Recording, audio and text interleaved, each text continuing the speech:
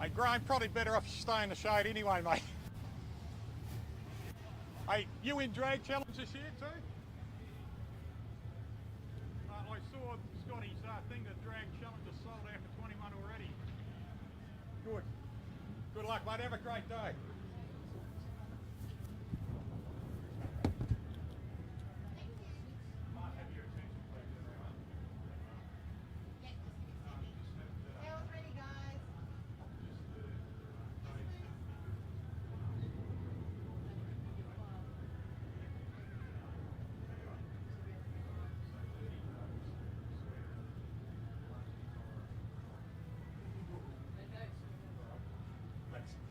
Thanks, kids.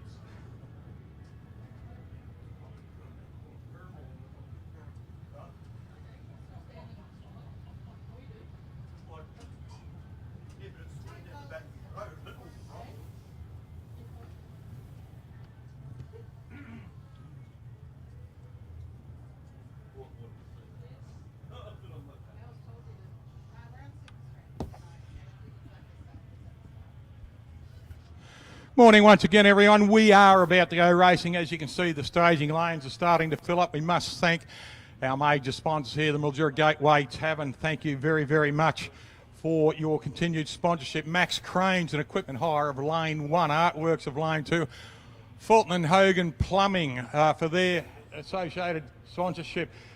B&S and MTM, we thank you very much for your continued sponsorship and help all the time we've been here with us. Some of our event sponsors, Monty Electrical and Monty Engineering. Big thanks to Vince and his crew. Cleanaway, Duct Makers, Rob and his beautiful family here at Audi Sound, Arana Motel. Thank you very much for jumping on board. We hope we've filled your motel this weekend again. Plumbing Plus Mildura, Sunny Tafe for the truck. Thank you very much. Coates Hire, always here.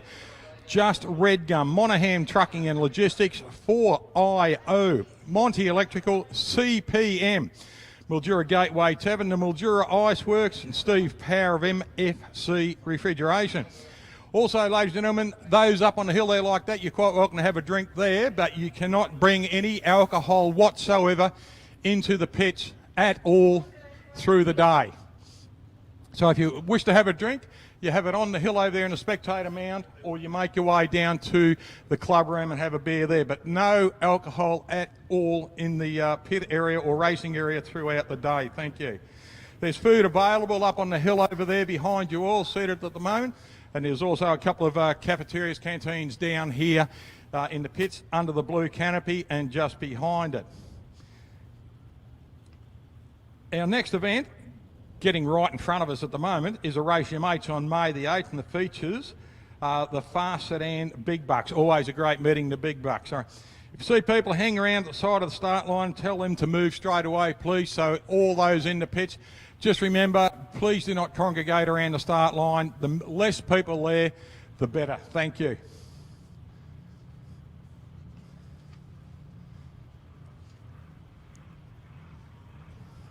Right, we're going in it with Simon Lazaro out here in lane 2, the Fulton Hogan lane 2, and Michael Jennings out there in the old Exterminator itself. It's not the old car, it's a replica of what the old car was, and you'll see its original driver standing down there on the starting line somewhere. Graham, there he is under the light tower just next to the red truck.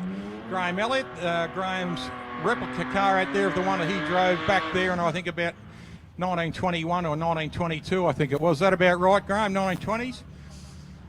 And Simon Lazaro down there in the HQ. Now this car, beautiful looking car, pulled out of a paddock many years ago as a rusty old heap, and look at the car now. He's done a lot of work on it. I ran a blower on it for a while. Looks like it's gone back to carburetor now. It's great to see Simon back. But this is first round of qualifying for Super Street, ladies and gentlemen. and we are about to get underway in the Easter Supercharged Shootout meeting. Good launch. 27. We are live streaming around the world now, ladies and gentlemen, through Sporting Scribe. 7073 at 94 mile an hour and 700 at 99 miles an hour there for Simon in lane 2. Ryan Clark coming up now, a beautiful looking HK Holden in lane 1. The LH runners Darren Whitford in lane 2. Nice little LH real giant killers they were. And the good shape, beautiful shape of the HK Holden there in lane 1. You can go to YouTube to the Sporting Scribe page, and we are live streaming around the world now. So subscribe to the page, and please put your comments in there to say good day. Ryan 7.4 at 90 miles an hour, and Darren Whitford on a 7.5 at 93 miles an hour. Just watching for their reaction times. I see how they go. Craig Ferguson out there in the big ute, and he's running up against Jason Stewart, another gorgeous looking HT Prem. Both cars get away at 0-1. Reaction time. That HT's got legs. Look at this. And he'll run through on a 7.20 at 97 mile an hour and a 9.1 at 59 mile an hour for Craig in the utility. Craig's reaction time was an 0.13. Mike Generis coming out now.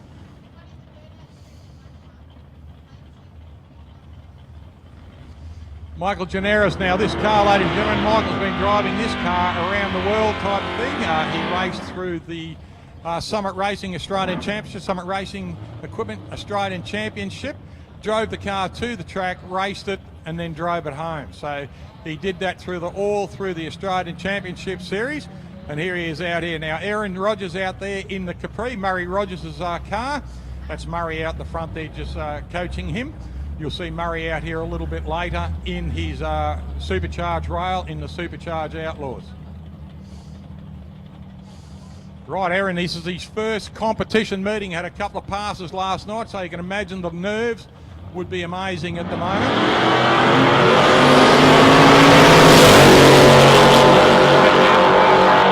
Look at that, growing legs at the end of the strip. Runs a 660 to 105 and a 690 for Mike Generis at 98 miles an hour. So well done to Aaron Rogers. Good stuff, mate.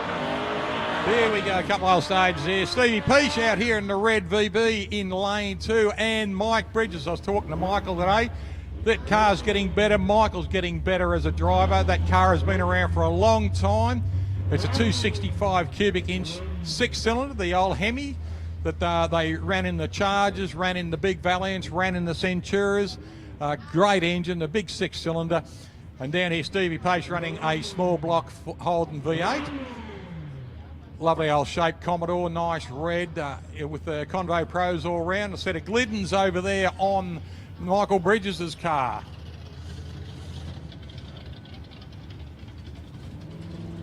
Just watching these two. Here we go. See the reaction is Steve Pace goes through on reaction. Mike Bridges a 166. Bridges crosses the line on a 720.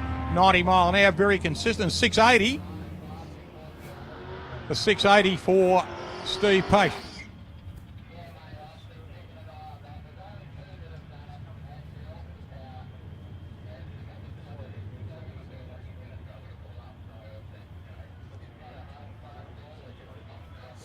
Peter Carianis now out there in the Holden Monaro, and he's running up against Deb O'Connell. Great to see Deb out there in the Sonic Falcon, running the AU with those evil looking headlights on them. Nice launch there from Pete Carianis. Reaction of 244 for Deb O'Connell. Pete Carianis goes through in the Monaro on a 760 at 87 mile an hour and 900 at 76 miles an hour for Deb O'Connell. Next pairing is Nick Carianis in the Premier out there in lane 1. Gorgeous looking car, white roof. You don't see many cars now, white roofs. And Claudia Tatchell out here, she's stolen the keys from her partner and will not give them back. She reckons she's the better driver. Today, we will see how Claudia goes. She did very well last night, did some great times during the test and tune last night. We'll see how she goes tonight. There's a war between her and her partner. He's a good kid, a good bloke, and they always, who steals the keys first. Now, Claudia gets away with 108 reaction, so good that one there. 007 reaction there for Nick Carianas, and he crosses over on a 7.190 at 96, and 790 at 89 miles an hour. So that's brilliant. Look at this, 007 reaction, 008 reaction. So very, very close on both things. Chris Wilson out there in lane 1. He's in the White Falcon, and he's running up against Paul Jennings. Now, Paul, a past Australian champion in Super Street, and he's running the Chevrolet Nova station wagon, running a small block Chevrolet in it. Both cars just edging up to their lights now. Pre-stage for Chris, pre-stage now for Fatty. Fatty out there in the yellow Nova. Good launch for Fatty, gets you 1.046 in the Nova, and the 007 Chris Wilson in the Falcon. So another good light, 2 007s already this morning. Jennings goes through on a 7.049 at 96 mile an hour and a 10.22 at 71 mile an hour for Chris Wilson. Next pairing is a good mate of mine, Pete Roden. Pete Roden, he is in lane 2 in the burgundy coloured VN, and Jamie Turner, Jamie out there in lane 1. Sitting in that beautiful Holden, the Prem out there. Now, he stole this from his father, so I don't know if Paul's here or knows he's racing it, but it's good to see Jamie Turner back out on the track with this car. Lifts it nicely on an 0.13, way in a little V6, but Jamie puts hard down on that. Nice engine in that car, 740, 74 miles an hour, and 97 at 71 mile an hour for Pete Roden. Next pairing, here we've got Cara Bertoli. Now, we spoke to Cara in the street yesterday morning. If you want to have a look at the interview we did with Cara, it's on our YouTube station of Sporting Scribe, and it's called Pit Walk from yesterday. You'll see it. She's in the yellow utility down there in lane 2, and over in lane 1, long-time drag racer here for many, many, many years, and believe could be a life member of the club, Brucey Payne out there in the little Gemini, running a 6-cylinder Holden, and very consistent, always around the 7s, this car.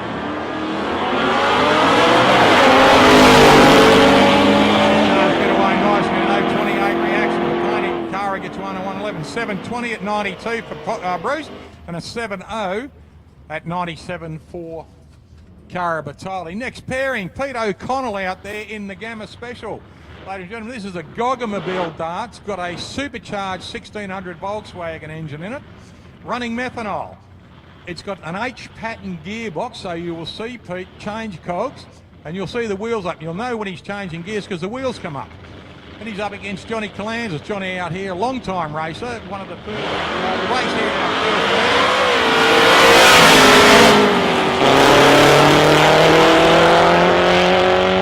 Johnny gets away on a 6.90 at 98 miles an hour, and a 7.90 at 92 mile an hour for Pete O'Connell in the Little Gamma Special. We had a good chat with Pete yesterday, and he said the faster you go in that car, the more unstable it comes. Chris Whittaker out there in the white utility, and John Benema, he is in the Chevrolet Camaro.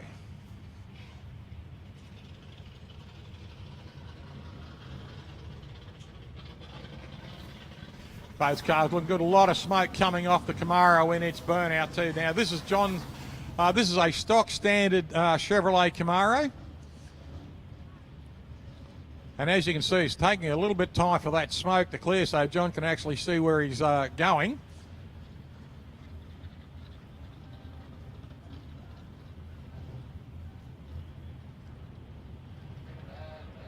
Just rolling up and now. Now it's a stock standard Chevrolet Camaro running a 6.2 with a supercharger on it, so it's putting a lot of horses out as soon as it comes out of the showroom.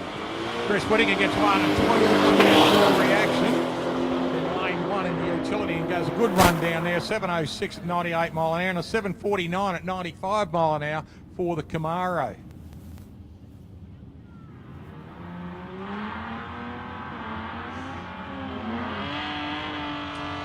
Kylie O'Connell out there in Muttley, little HB Tirana in lane 1, running up against Jeff Farley, one of our members from the club here in Mildura. And Jeff out there in lane 2 in the HZ.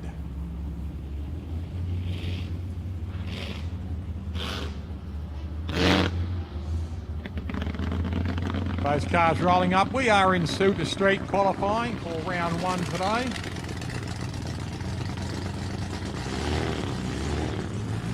Big hello to all our friends from around the world who are watching in already on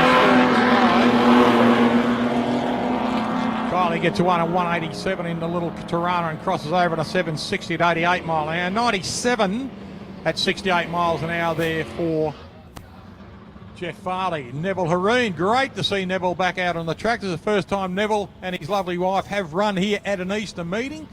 A long-time visitor to the Whyalla track, Steel City, which will be on later this month. 24th, 25th, a two-day meeting in Whyalla. Be a great little trip over there. I'll be going over myself. James Sparks down here in the HK Super Ute. Good-looking car, nice sable grey in colour, very smart-looking car.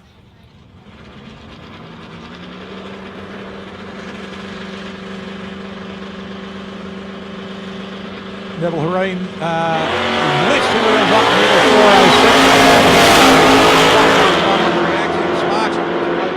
407. Good pass of both cars, 6.4 at 113 and 6.5 at 103.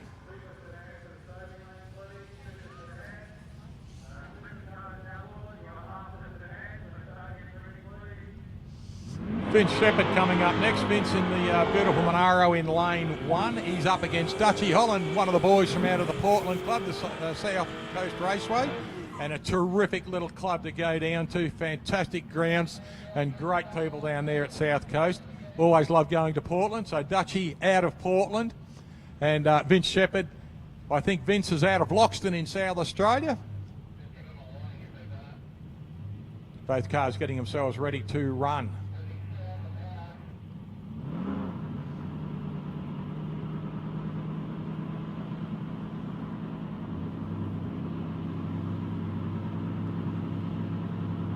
Full stage, away they go. Good launch there. 101 reaction. 259 for Vince. 715 at 96 mile an hour for Dutch in the Ute. 755 at 90 miles an hour for Vince Shepherd in the Holden Monaro.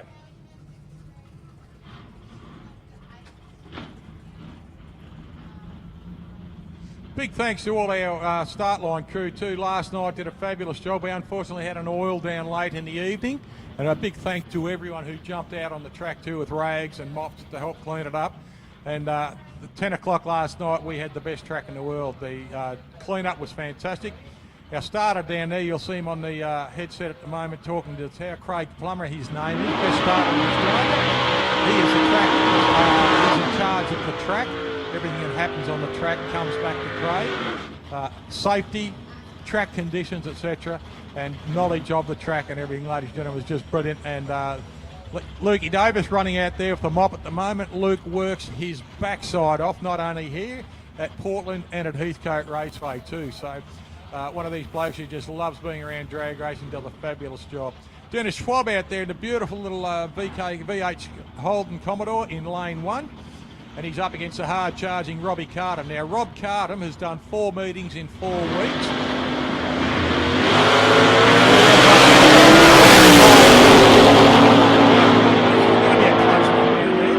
And Robbie takes it on a 569 at 121 mile an hour. We are in Super Sedan with Dennis Schwab going 572 at 118. Now, Robbie, runner-up in Sydney last weekend, and he is here again this weekend. He's got his daughter Alira with the junior.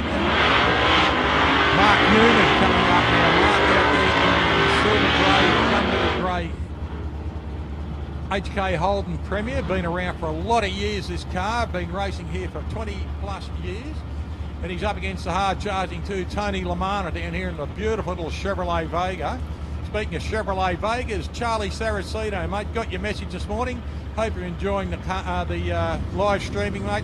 And it's sad that you can't bring that gorgeous little Vega here and race with us at Easter time, mate. But still, got to earn some money for the groceries. So anyway, Charlie, hope you're enjoying the show, mate. And have a great Easter with your family too, pal. Alicia Lamar just bringing Dad up to the line. Getting ready, both cars are ready.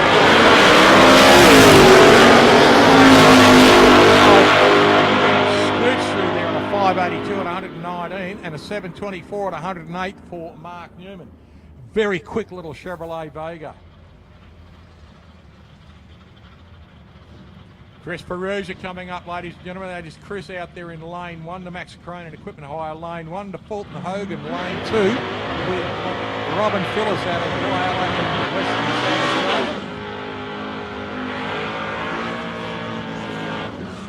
Australia. Likes a burnout, this lady. Loves a burnout. Beautiful little car running a 6.2 supercharged Chevrolet under the bonnet of that little beautiful black LH Tirana. And Chris Ferrugia out there in lane 1. That car, you can have a look at its sump plug and it would shine. It is a beautifully presented. That's his dad, Ollie, out the front. Ollie, ex-super gas driver. And both he and Chris just swarm over this car. Ladies and gentlemen, go and have a look at it in the pits. It is one of the best presented and nicest cars you'll ever see. Not that every car in the pit they are all great, but that one is an exception.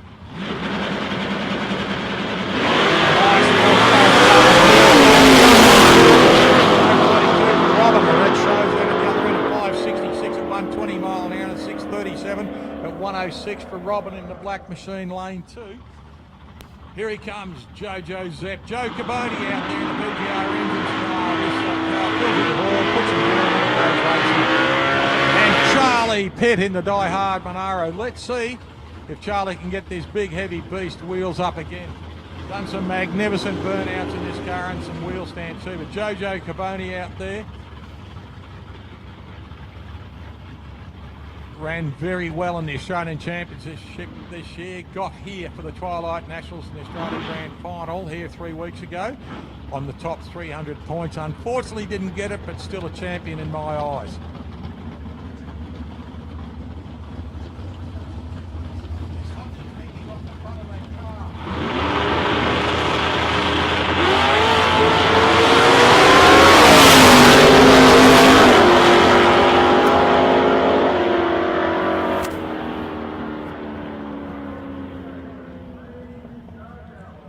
Joe Cabone breaks the light, so doesn't present a time, but Charlie Pitt goes on a 6.15 at 113.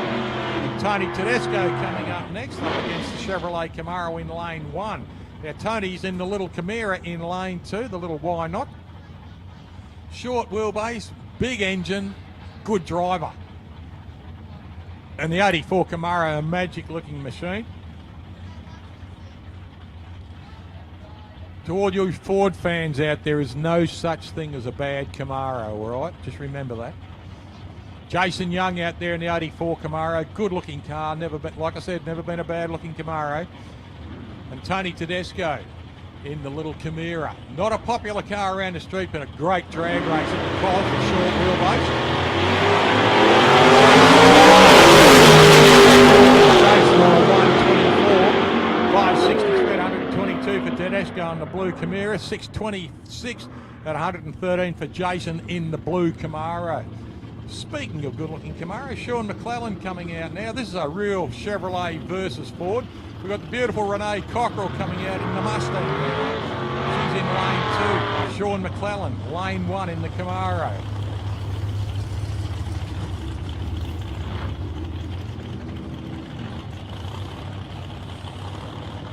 Just purging the system there, running a little bit of nitrous oxide. You'll see the purge come out just in front of the windscreen then.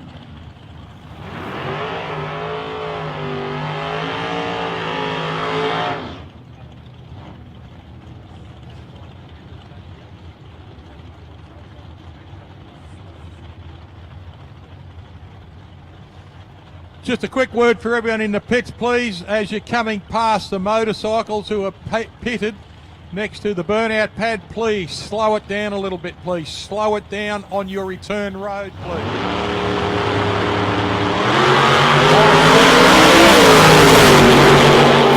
Gets 46 in the Mustang, and she takes her on a 573 at 121 mile an hour. A 555 at 123 miles an hour there. Sean McClellan in the Camaro. Big Piscaneri coming up next to this big block. And he's running up against Gary Vogelzang in the Taboo Camaro. Now, I spoke to Gary very early this morning. It was still dark. And he just said the car seems to be lifting a little bit harder. Might be contributing to the new tyres, good track, etc. or the good air last night. So we'll see how it runs today. Very consistent car. Wheel stand off the line. And he was carrying the front wheels nearly out to the 60-footer last night. So we'll see how Gary goes now. Another good-looking car, the Camaro, and he's up against one of those little giant killer Tiranas over there of Mick Pescaneri.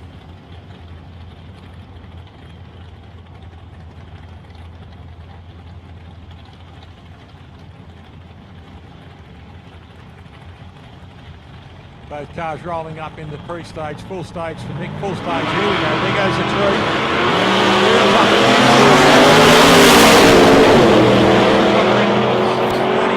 And he does a 590, wow, 5.902 for Mick. And he runs 117 mile an hour, 590 and 114 miles an hour for Gary Vogelsang. So great pass, both drivers. That was about a headlight rim between them. Mark Busher out here now in another satin black utility. Busher ran a few passes last night in the test and tune, had a lot of fun. Stevie Richardson out there. Now have a look at this XC Falcon, ladies and gentlemen. Look at the colour on that car.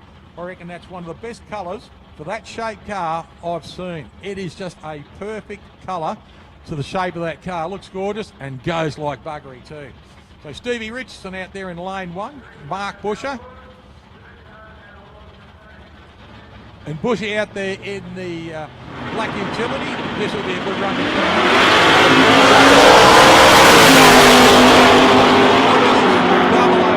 for Stevie Richardson runs through on a 560 at 122 and a 590 at 112 for Mark Busher in the utility.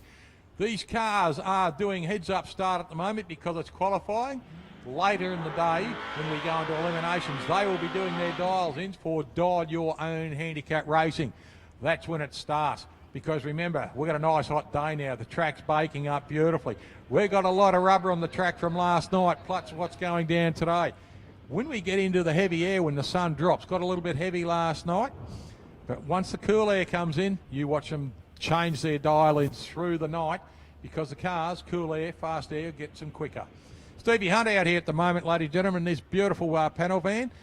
It's got man sweato heads on us, talking to Mick Yapp and Tooties last night, and here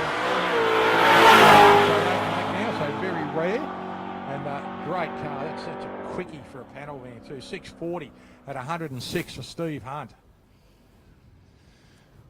Looking over in the staging lanes now, ladies and gentlemen, we've got our Supercharged Outlaws. This is our Supercharged Shootout, and the first car off the rank there in lane 1. It looks like we've got the Wilburn racer of Lucas Woodburn out of Swan Hill, and Paul Stephen, who had a horrible time last night getting this car up and running. Paul Stephen is out of Sydney, so he's driven a long way to do a couple of 200-metre racing. And Paul had a few problems with the car, with timing, with magneto moving, etc. like that. So they just hit it with the right size hammer last night, and apparently the car looks the goods now. So they did a fair bit of follow-up work on it today. So good luck to Paul Stephen, and also good luck to my mate Lucas Woodburn out there from the Swan Hill Drag Racing Club.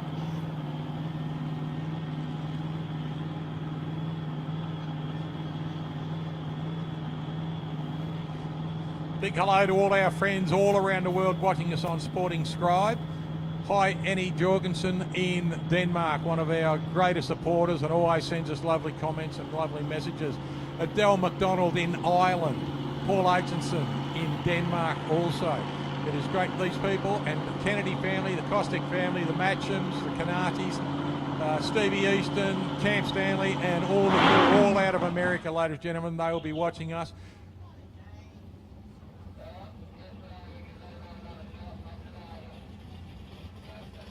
Just looking down here at the Stevens car, it is still playing these horrible little games on it at the moment. It happened a couple of times last night. They've been having problems that magneto moved on them, so just killed the timing. And I wouldn't be surprised if it sounds like it's done it again. I hope it hasn't, and I hope it's one of these little tricks that they can get fixed before they actually come back. And again, it must be heartbreaking for him. He sat in that car 3 times last night, didn't get a pass, and now another time this morning. So hopefully whatever the problem is with Paul's car, he can get it fixed up. Just a quick reiteration too, please, drivers, riders coming back down on the return road, please keep your speed down. Once you start going into the pit area near the bikes on the other side of the burnout pad, please slow it down.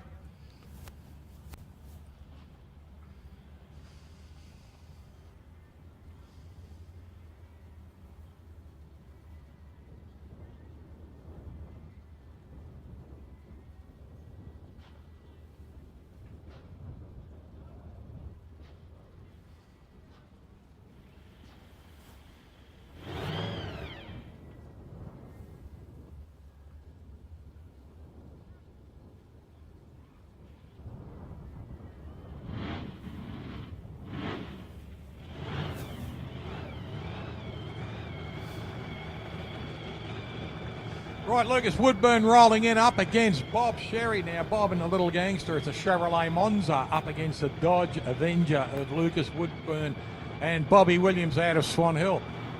Bob ran his car last night, had a bit of a problem with it at the last meeting. It decided it would swallow a washer or something down through the blower. And he's got that all fixed up now.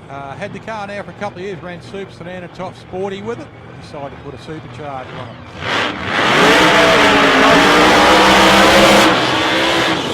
Nice burn there for both cars, too, getting the tyres nice and sticky. Lucas just rolling down the track. The reason that they go down the track in a lot of cases is just let the car roll itself out. There you go, the hatch opens, smoke out of the cabin. And it's also something just to change the mindset for a few drivers. What they do is they try to let the car roll around and get their thoughts together, because you can well imagine there's many things going through the old brain at the moment. Bob Sherry has been backed into his lines there by Dave Foster, and his gorgeous daughter Lisa Sherry at the rear of the vehicle, putting him in his lines. Scoogs out of Swan Hill there, just backing Lucas in now. Scoogs has been to that team, and Bob. Bob is into his 51st year of drag racing. You may remember Bob.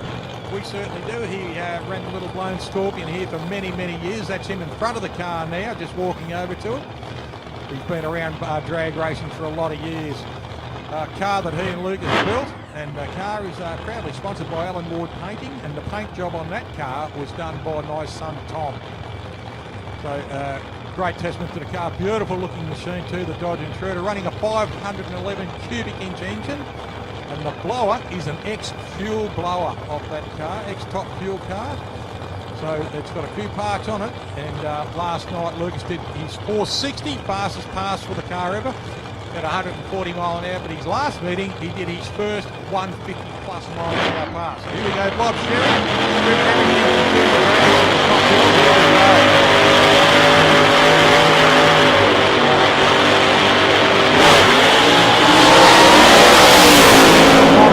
nicely, bit of a hot one start there for Lucas. Still under power there, something happened still. It's in qualifying, so he's under his own power getting off the strip, but Bob runs through on 136 mile an hour at a 519. Boys will get that back to the pits, and they will find out what the problem was, whether they will find which spanner to use on it. Mike Evans coming up next. Mike in the Cuda, and a big hi to Camp and Johnny Stanley over.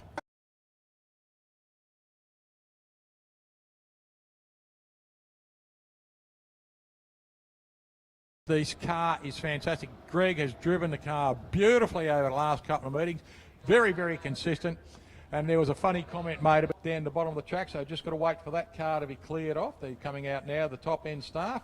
Big thanks to the boys and girls up there too for doing such a great job of keeping everything safe and moving the cars in. Big thanks to our ambos too, and the fires. We sincerely hope you got nothing to do all day, but it's great that they are here on the off chance.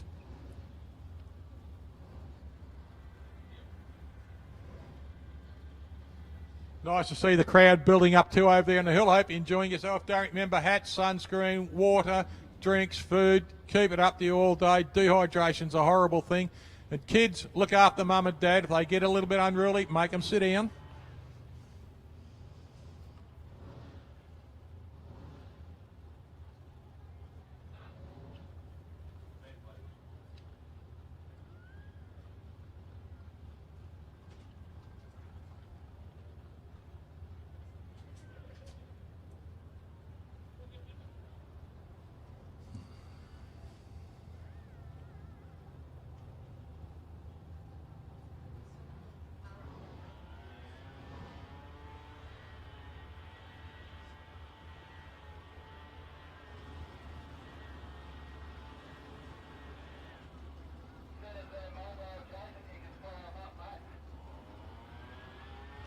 Right, just getting Lucas's car off. They've got to be very, very gentle with the car to get it off at the moment, because usually the car is towed with the body up.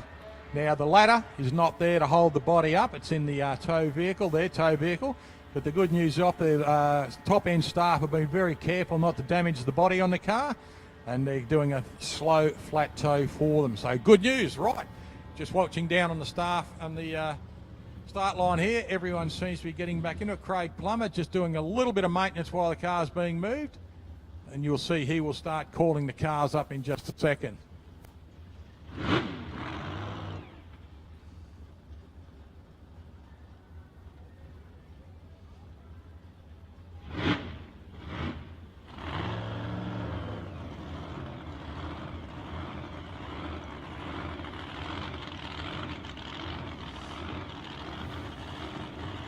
You'll see a lot of maintenance going on the track just as he's doing now, just looking for spots. It may be fuel, it may be water or whatever, or a bit of lubricant.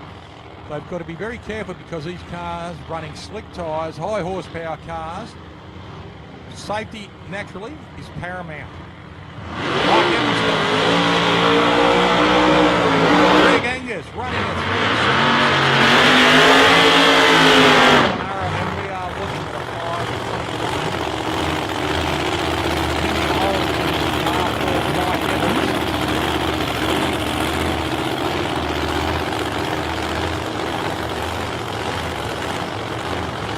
Mike all the way out of Tasmania.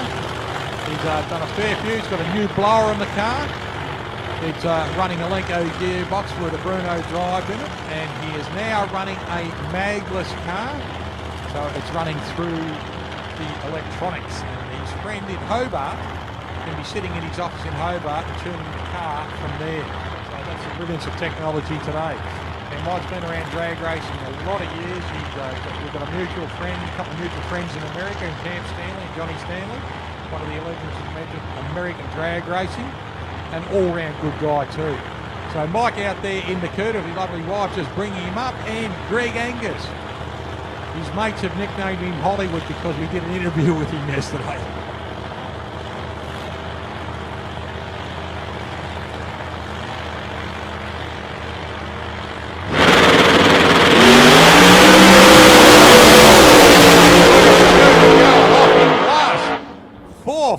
For Mike Evans at 170 mile an hour on a 126 reaction, a 515 at 134 mile an hour too for Greg Angus. So both cars fantastic there for Mike Evans. 170 mile an hour pass. He won't be able to get his helmet off. He'll be smiling that hard. Twin chutes going out the back for Mike in Dakota. He will be a happy man. Dale Tucker coming up next in the Supercharged HQ. Dale's been a long time member, came to the Nationals here 3 weeks ago, took home the gold Christmas tree. First race meeting back after the car had been rebuilt after a prang here 4 years ago. And he brings it to the first meeting, first competition meeting, and takes home a Christmas tree. He's up against Murray Rogers. Murray in the rail. He's from out of Hamilton in Victoria, running a big block Chevrolet. Murray Rogers running a big block Chevrolet in this dragster. Now this engine was in the Murray Rogers Capri you saw running in Super Sedan a little bit earlier with his son Aaron racing it.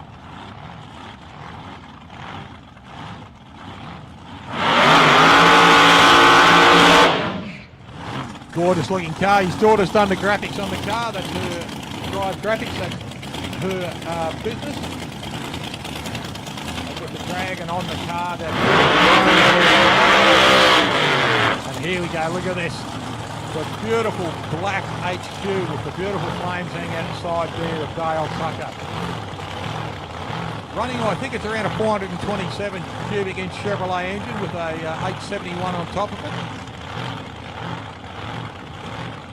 They tried a few things last night and the car ran very consistently, so they would have done a few more adjustments because now we're going into hot weather after a cool evening.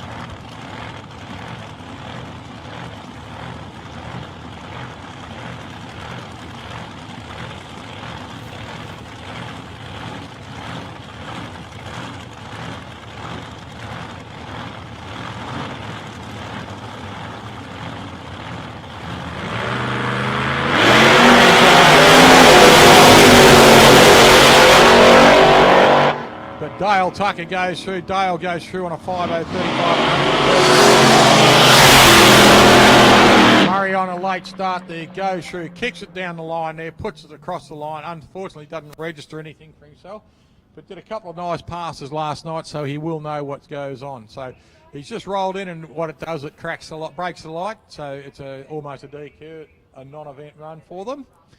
Just having a look here, we've got a sensor down at the bottom of the Christmas tree, and it's telling me at the moment that the track temperature in the centre there is 28.8 degrees Celsius at the moment. So on the track surface and the racing surface, it would be slightly hotter, purely and simply because that rubber that is on the track that we've smudged in and the cars have burned on there with their tyres, that track temperature now will be slightly higher with the sun baking into it. We have had track temperature here at 57 degrees one day, but it was up around 38 to 40 degrees too. That was a few years ago. We're up here in the tower with wet towels hanging around our neck to keep us cool too. It was just so hard, but now we've got air conditioning. David Thornton coming up next. Dave out of Mildura here, running in the black Altered. Gorgeous looking machine. Love the Altereds.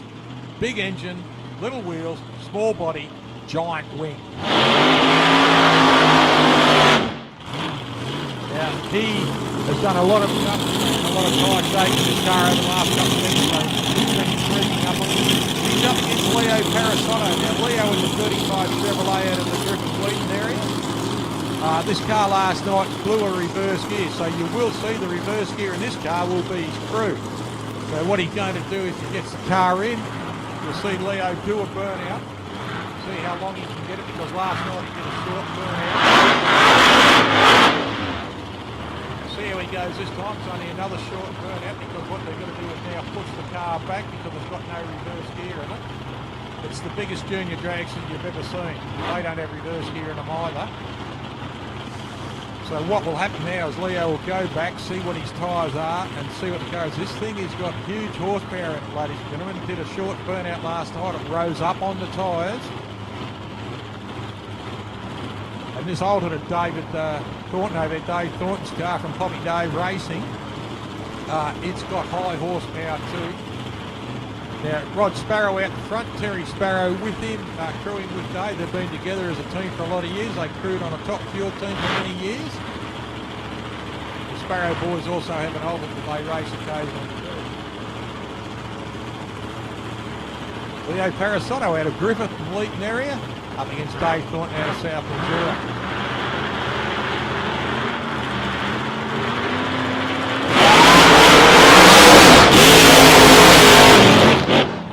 Dave Thornton gets a good kick there. The car rose towards the wall, but still runs back on a 478 at 126.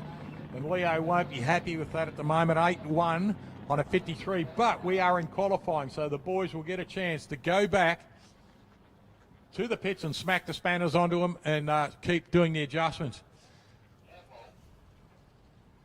Looking down into the pit lane, into the staging lanes now, we've got Chris Jackson out there in that beautiful Mustang. Gorgeous shaped car. Look at the size of the wing on the back. And he's up against the unveiling of the Wild Willys new wrap. Now look at this. It was a purple and a orange and black 41 Willys of Venus de Milo Dockic's car. Now he's got this new wrap on it. It looks like the car's just been pulled out of a paddock after 40 years.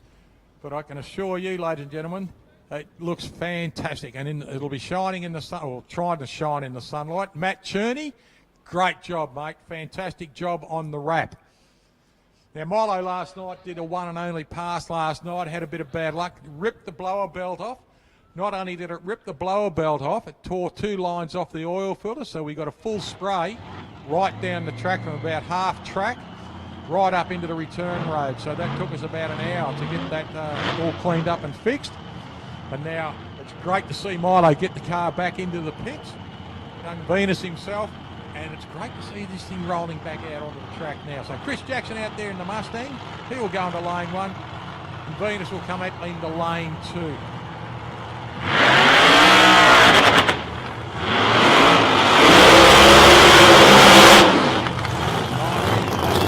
Now Mike Evans coming back under the tower. 170 mile an hour, 440. Well done, Mike Evans.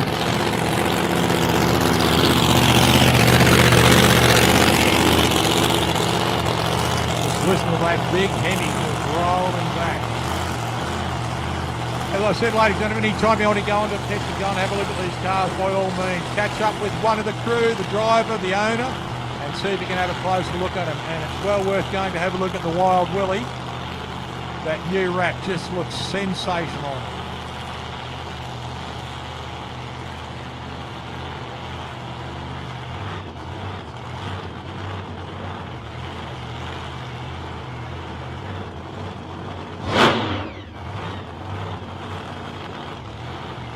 Big thanks to Eddie Carranza from Batman Racing. He's just dropped a few prizes up. So there will be a few trivia questions. And if you can get them right, you will certainly win yourself a prize. Little packs there from Penrite and from Batman Racing. The Wild Willie's coming up now. Chris Jackson has been pushed out.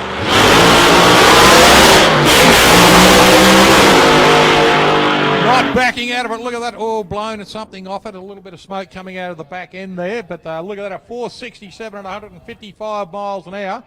Even off a shut-off on half track. So hopefully that little bit of blue coming off it at the end there, maybe just been a little bit of oil smoke coming off, because I've had a fair bit of oil splashed around that motor and you can't get everything off. And as they're going quicker and quicker, the heat comes up.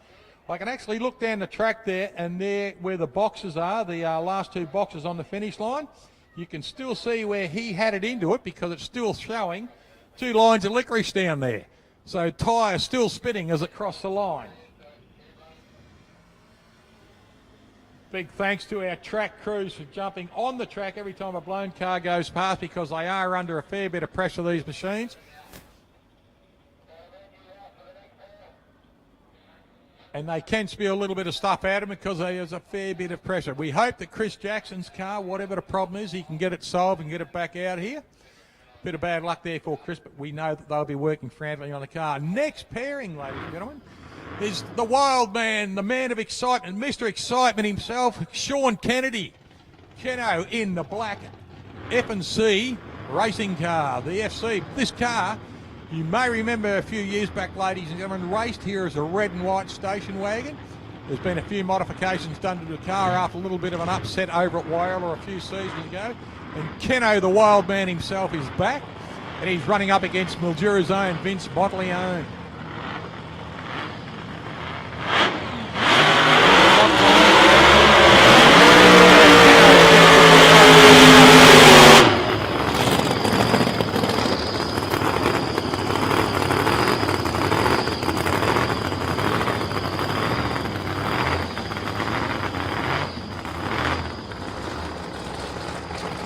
Love the way these cars just roll over on the blowing sand as they go back in.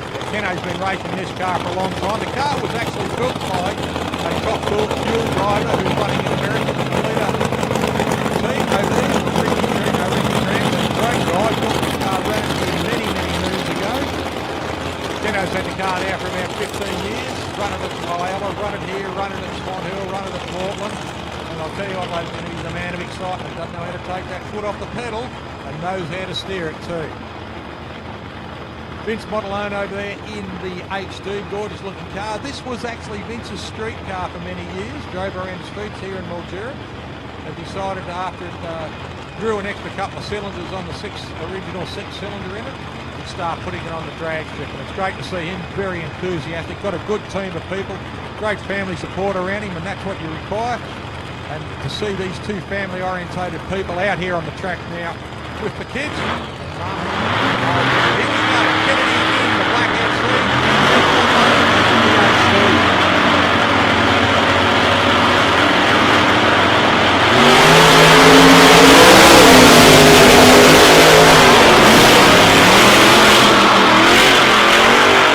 Had a bit of a problem getting the car off the line, but Vince goes through on a 5.130 and 136. Good first pass. Keno 7.9 at 109 mile an hour. So Keno will get that car back to the pits and slam a big sledgehammer into it. They'll get it worked out, and he'll be back. Vince Monty goes right up to the top there. Dragster washing out behind him. Timmy Stewart coming out now, ladies and gentlemen, in the Stang. Yeah, Tim, personal best last night. Did a fantastic pass late into the evening here, 161 mile an hour. This car is running a giant block engine in it. He's got a very good crew around him. Andrew Braithwaite has been hovering over this car. A bit of a mishap last night with one of our popular racers here too, Jason Kiley and the Black Shining and Beautiful, the 34 Black Gambler. Unfortunately, he's blown a gearbox in it, so we'll be spectating today. He's also will be crewing on a couple of the cars here too, just to help out, so that's what they do. But it's a bit of a shame we can't see Black Shining and Beautiful out here for the weekend. The gearbox is sitting outside of the car. And a big thanks to all the other crews who dived under it last night, and there were spanners flying everywhere. Everyone from other crews as well as the Gamblers crew trying to get this car fixed. And at about 10:30 last night, they went and visited the Morgan family to see what parts they could find. But unfortunately, couldn't get the car fixed. Dave Thornton just travelling under the tower now. A bit better, mate. Nice thump on it in the second kick. Susie Stewart just rolling out there. Susie's husband Tim will be in the stand. Now when she backs the car up, watch where she stands. She stands where Tim can see, because he can't see over the blower, so it's pointless standing in front of it. Now he has got to look at the walls and the centre line and the boxes to see where he's going on the track. Still doesn't stop him from putting the foot hard into it.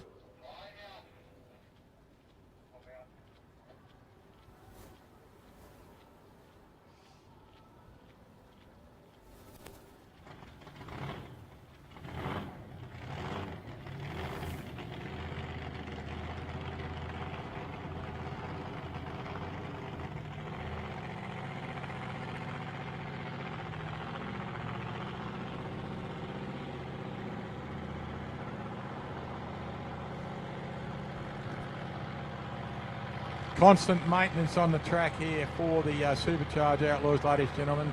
They have got big 32 cubic inch Chevrolet in that car. It is a 1966 Mustang.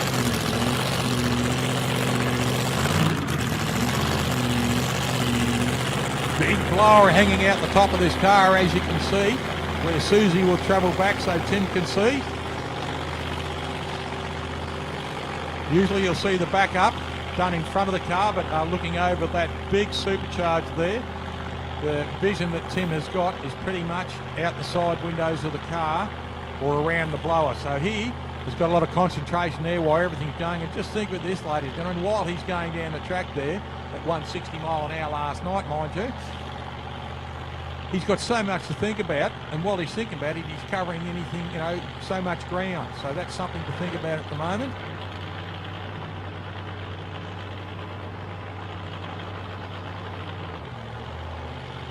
Just the last minute on the car, just making sure that Tim's happy, Tim's comfortable inside. It's not about anyone else, it's about the driver now. They've got to put the car in straight for him. You can well imagine in these cars, they are cradled in a cage. They have a full face helmet on, they have got fireproof on, they've got a fireproof balaclava on, so their vision is pretty much out of a helmet, so they can't turn too far because of the cage around them. So it's pretty much forward, whichever way the eyes can see. Headed towards the centre line and backed it out wisely for Tim Stewart.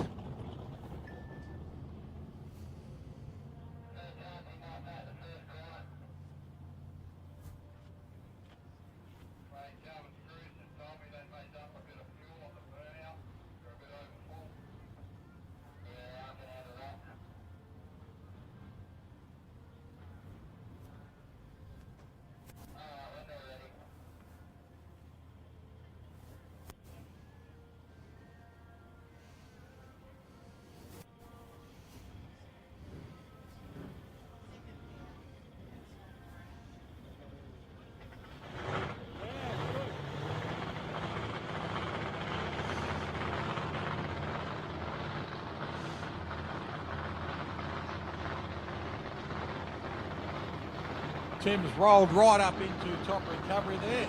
Coming back along the return lane now, ladies and gentlemen. Have a good look at this Wild Willie. And there he is, the smiling Venus de Milo, sitting in the back of the little tow vehicle there. Alex Blyce on the front there and Greg Escort driving. Good looking car too, fellas. The wrap looks sensational from up here. I'd like to see that rust a bit polished too, mate, all right? The belt's still there, yes it is. Here we go, in the Talbot Vegetable Growers. Now this car, have a good look at this car. This man has a land foot, 206 mile an hour fast air 12 months ago on a meeting we had here. Now this car, ladies and gentlemen, has run alcohol. Running Supercharged Outlaws this weekend, and you'll notice one of the names on the back of the car there, Graham Hudson Performance, a legend of Australian drag racing. Graham, still as sharp as a pen, still lending his knowledge and experience into the Talbot Vegetable Growers car. Now, as I said, this car went down at 206 miles an hour at one of our meetings. Sean Kennedy rolling back in the FC. Whatever the problem is, we hope that Keno can get it sorted. It doesn't look too bad from here. Still smiling. We concentrate now on the Wayne Talbot car.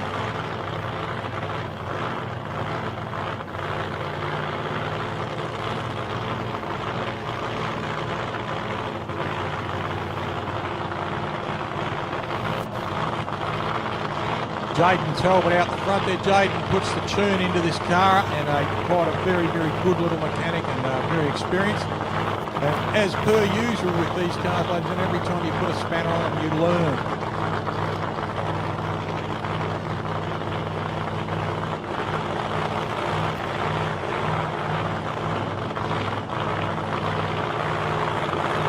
Rolling up now, ladies and gentlemen, we'll see the lights come on very, very soon. Pre-stage now for Wayne Talbot.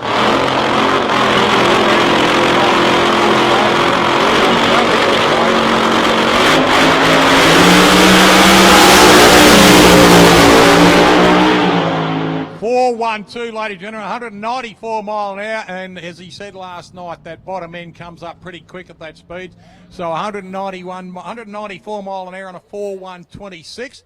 Let's just have a look here. A 402 at 190 mile an hour is what a top door slammer did here. John Zapp here did. So Supercharged Outlaws actually going faster than top door slammers here. So great run there for Wayne Talbot, 194 mile an hour. Let's all push him a little bit harder and see if we can get him over to 200 mile an hour. Vince Monty coming back. That car is getting better and better all the time. He's got a young fellow working with him at the moment, Paul Graguni, just been around drag racing a couple of minutes. And Paul doing a lot of work on that engine and lending his expertise too.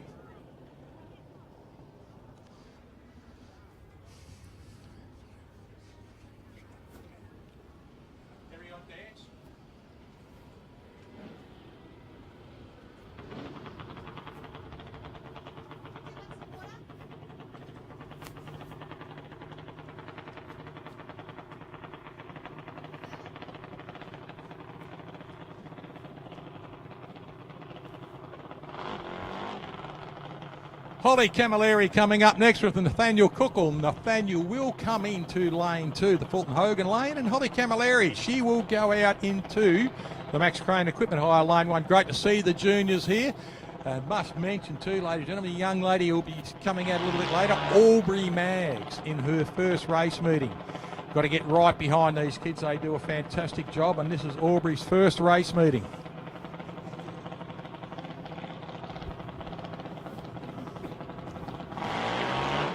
Holly Camilleri out of Langwarrin in South Australia. South Australia, come on, Ellen. Victoria. Put your tongue back in the mouth and try again, son. She's out of Langwarrin and in Victoria. Nathaniel Cookle, all the way from Mildura. Must have flown here by aeroplane, I reckon. Dad Kingsley just checking the car at the back there. Mum Lauren out the front here. Two of the hardest workers here. Well, two really hard workers here in Australian drag racing. It's President and Madam President of the Australian Drag Racing Club, and they do a fabulous job here. Not only do they organise a show with their great team they have here.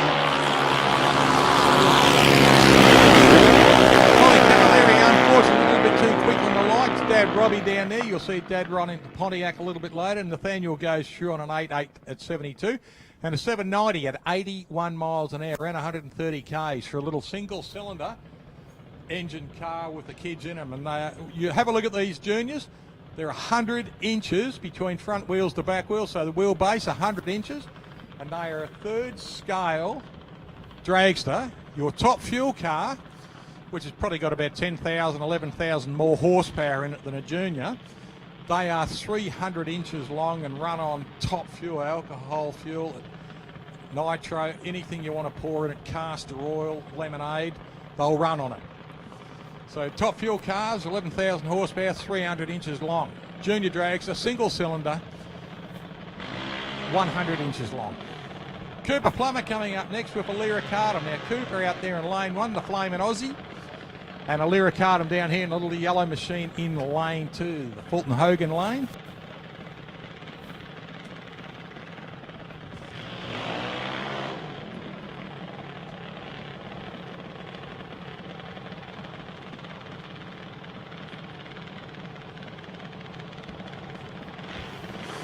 Big hi to everyone who's watching us around the world and it's all throughout Australia on Sporting Scribe Muscle. If you'd like to make a comment, please do subscribe to the page Sporting Scribe. Have a look at it on YouTube. It's Sporting Scribe. Have a look at the banner, tap on the banner, and you will see what we are doing now here at the Sunset Strip. And if you'd like to make a comment, and please, complimentary comment or some criticism, or some construction more than criticism, please, of what you think we can do better. We get some great comments from that. Cooper Plummer takes off on an 087 and he crosses a line there on a 908 at 71 miles an hour. But look at this, a Lyricatum in lane 2, a 790 at 79 miles an hour, a 170 on her reaction. Just looking at the 60 foot for Cooper in a B class dragster, B licensed dragster, 1.9 on the 60. The difference is an A-class dragster with a Lyra in lane 2, a 1.6 to the 60 foot. When you look at the tree straight down in front of you, ladies and gentlemen, you'll go out, there's a foam box. That's your 60 foot from the start line. You'll hear us talk about 60 footers a little bit through the day. What a lot of drivers do, they try and concentrate on getting the best 60 footer, because once they get a good 60 footer, the rest is just keep it into it. Right, here we go. Mason Cookle coming through, and Brooke Camilleri this time. She's not out of Langwarrin in South Australia. She's in Langwarrin in Victoria like her sister. But Brooke Camilleri out there in the Max Crane Equipment Hire, lane 1. Mason Cookle out of Mildura in lane 2. He arrived by cruise ship this morning.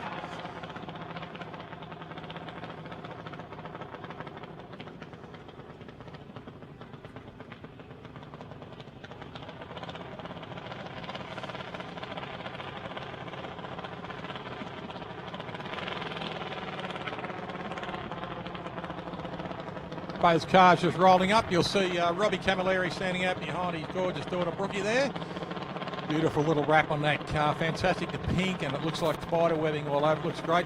Then you look at the retro wrap with the flames and the Ed Roth character on the car there.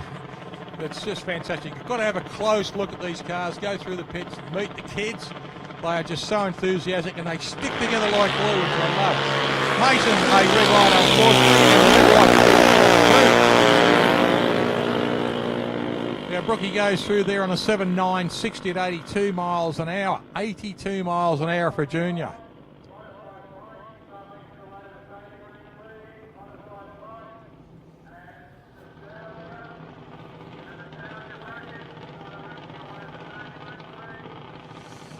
Here we go, Mr. T, Todd Wagner out there in lane 1. Another boy from Mildura. And all the way from Adelaide, South Australia, we've got the Harvey family. We've got Michael and his lovely wife Simone out there. And this young superstar out in the car there. This kid is a very good drag racer. I hope I don't jinx him anything like that. He's a young gentleman and he's a great driver, young Zach Harvey. Third generation dracer. Dad ran an altered. Michael standing over the car there. And grandfather Grant ran a blown S-Series Valiant for many years at Adelaide International. We're just having a bit of a chat with Michael this morning about young Zach. We were talking behind his back and just saying what a good driver this young kid is. And I said, what's he going to do when he steps up? And Michael said, it depends on my wallet and what he does. So that's normal, the trick. But dedicated family to drag racing, and he's a lovely young gentleman too. Young Todd Wagner over there, I think into his second season of drag racing. Oh, unfortunately, Todd gets the red light. Talbot coming under at 194 mile an hour, Wayne. The crowd's going to work on you for a 200 plus a little bit later. 79 miles an hour on an 824 for Zach Harvey in lane 1. 11.93 at 54 miles an hour there for Todd Wagner. Chelsea Samet coming up next in Ruckus Racing. You'll see Chelsea go over there in lane 1. In lane 2, we've got young Cannon Hayes. Great to see the Hayes family back out racing too. I was talking to young Blake Hayes out there. That's Blakey standing in front. He is now too tall to fit into his dragster. It happens when these kids get older and grow up. So what he's looking at something else in the future of drag racing, so that he and his mum, Mel, who was a junior dragster driver many years ago, or not many years ago, she's not that old, but she was once a junior dragster driver and loves the drag racing. Dad Mick there walking through. Very keen family of drag racers there. Young Cannon in the car, up and coming star. We've got Chelsea Samet out there in the Ruckus Racing in lane 1. This young kid, she's been drag racing now for about 4 years. She's a sharp little pin, the gorgeous kid. Got herself an apprenticeship. Well done to Chelsea as a motor mechanic. Good on you, sweetheart. Mum Chris will be watching home in Melbourne this weekend. Good launch both from those 46 to 12, 081. Side by side, look at this. Very similar to 60s at 1.8. Cannon goes across on an 860 at 68 mile an hour and 880 at 72 miles an hour for Chelsea. Josh Maggs coming up now. Josh, we're going to lane 1 in lane 2. Right, I've got a trivial question for you, ladies and gentlemen. Daniel Carranza, he races to make the awareness of what? He makes the awareness of what? Have a look at his car. He's been racing in junior dragsters for a long time. Bat Dan, he's called his racing car. He races for the awareness of what? If you can answer me in the tower, I'll have a nice prize for you.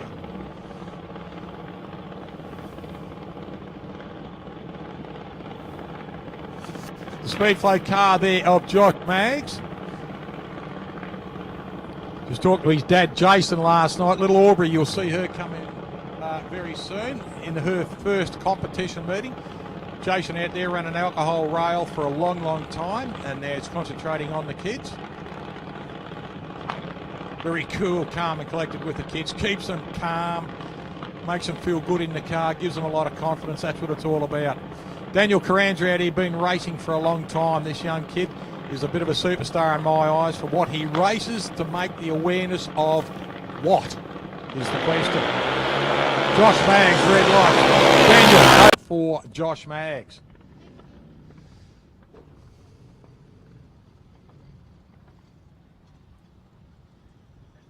The Camilleri girls coming back together. Look at this, twin dragsters, twin tow lines.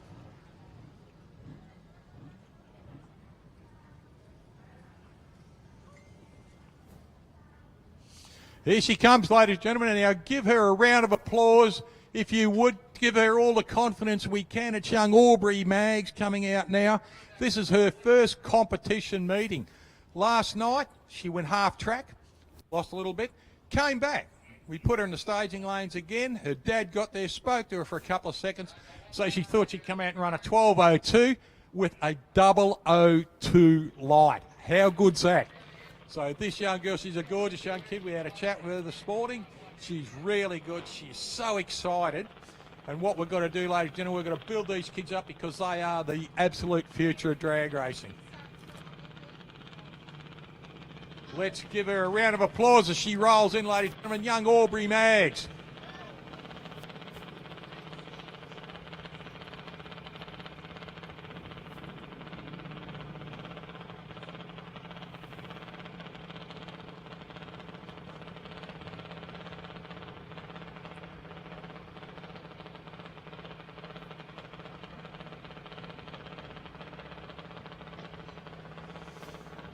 Jason just bringing her up very slowly. Just watch the hand movements, ladies and gentlemen. Just keeping it calm. That's it. Well done, Aubrey. Visor down. Thumbs up. Blows a kiss. We'll see how she goes. She did a 002 tonight last night. Let's see what she can do today. Oh, 009. She's only 0.7 thousandths of a second off what she did last night. We'll have to improve that, honey. Great pass. Look at this. Keeps the boot into it all the way down there. Runs at an 11.99. Congratulations. Personal best for her. Well done, Aubrey Maggs. 54 mile an hour. Good on you, Aubrey.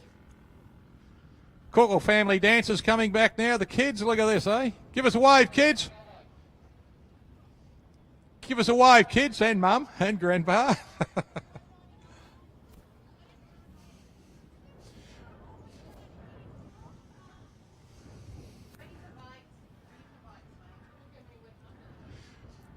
Nate Mackay coming up now, and Sam Skerry. We are in modified motorcycle, ladies and gentlemen. Now, I was talking to Nate Mackay earlier this morning. He said he had to back the bike out a little bit last night, take out a little bit of fuel for it. It was just getting too quick for what his bracket was, where he wanted to run it, and it was just overpowering itself on the track too. So they put fuel in, they take fuel out, put it back in, put it back out. And what I mean that what they do is they advance or retard the timing on the bikes. They do the same thing in cars and everything like that, and you need to control it. It's great having all the power under the sun, but if you can't get it down onto the track, and that's where it comes in. Sammy Skerry last night had a little bit of a rotten run with the bike, but I'm sure they worked on it late into the evening, and they'll get the bike and Sammy running beautifully. Nate Mackay out there.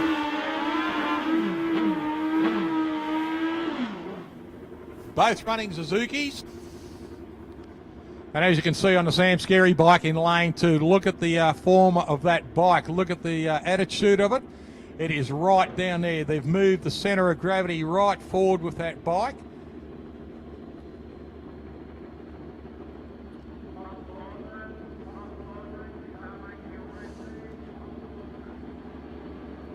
Now you see these blokes, you watch them. When they leave, watch the force on their bodies. You don't realise it, how violent bikes and cars can get when you leave the line. But watch the force on their bodies of how they've got to hang on, because their shoulder blades get stretched out a bit. They're not worried about what their body's doing, they're worried about what the head's doing to get the bike to go fast. And a fantastic run, an 0.98 for Sam, at a 5.40 at 129 mile an hour, and a 5.56 at 111 there on a 100 reaction. Gregor Birdie coming up next, ladies and gentlemen, and he's up against the Flying Finn. Lock up your grandmothers. Brian Finn is in the house, ladies and gentlemen. He is in lane 2, past Australian champion and runner-up, current runner-up to the Australian champion at the moment.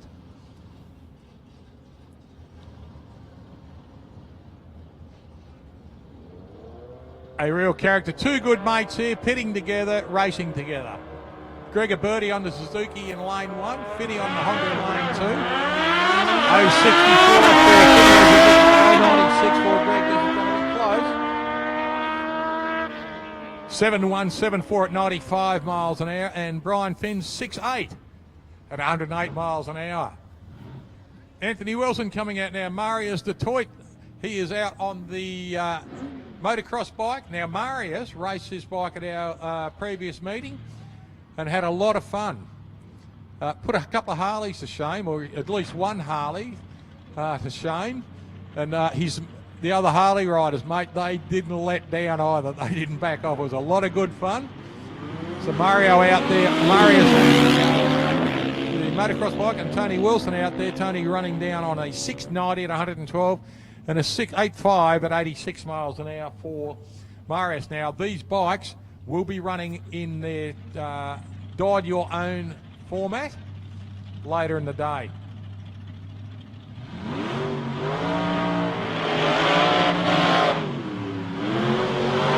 Telling me that car is for sale. So I spoke to Tony this morning. Runs a 360 Chrysler. It's a slingshot. It's been around for a lot of years, as has Tony. Has a lot of experience under that helmet. Now, Tony was telling me that that car is for sale. Spoke to him this morning after he did some passes last night. Got the wheels up, went quick, had a good time. He's not sure whether the car's for sale now. So I'll have a bit of a chat with Tony through the day if I can, and we'll find out if that car is for sale. But you're looking at $22,000 for the car itself and parts. Can't just jump in and drive down the shop for a bottle. I suppose you can, but not allowed to pop the parachute at 8th Street or anything. Tony Travis out there.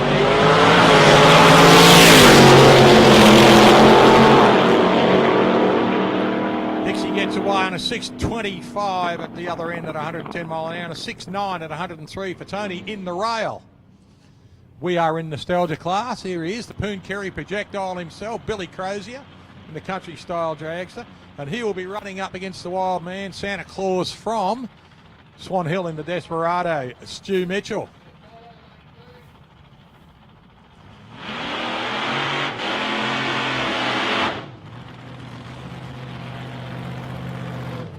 Unfortunately, it looks like Stewie's car's family into a bit of a problem, so they're pushing him out of the way. So Bill will go on a solo pass.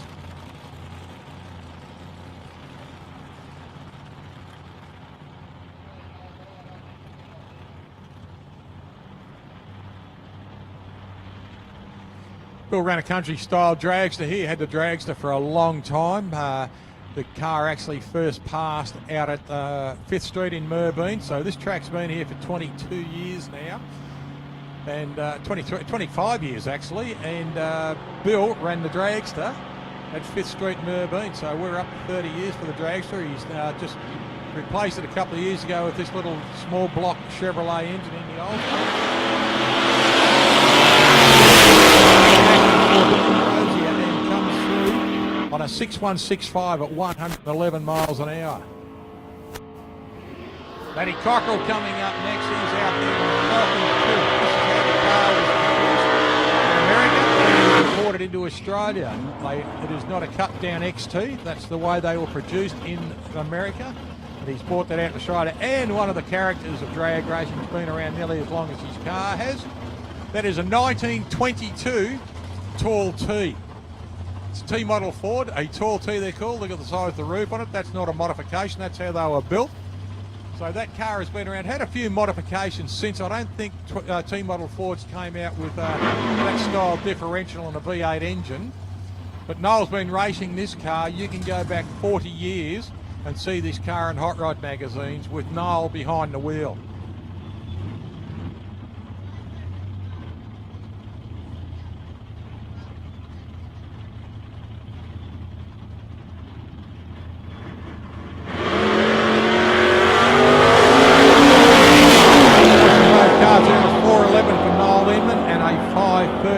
Cockerell.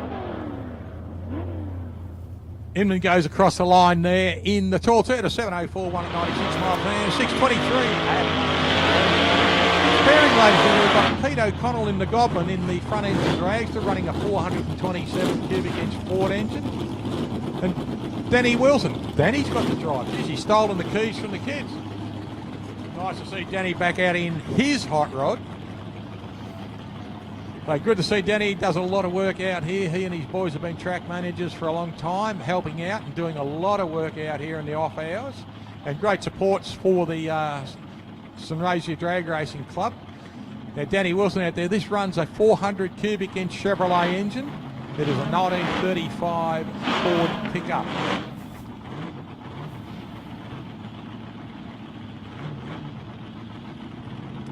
Pete O'Connell running this car. This is the second car you'll see Pete running today. He drove the little Goggamobile Dart earlier today, and you'll see him running through in it again later today.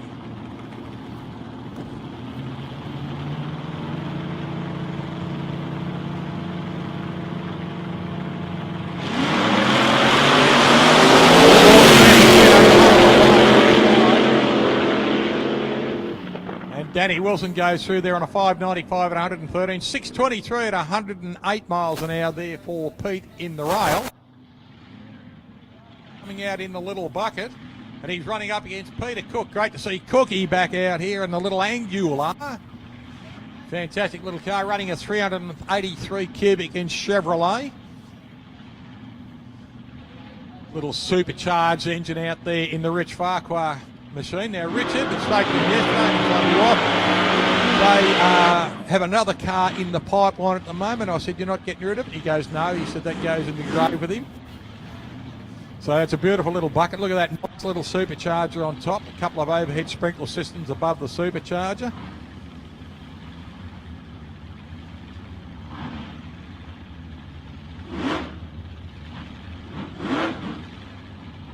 Look at this little thing jumping up and down. I love this little car.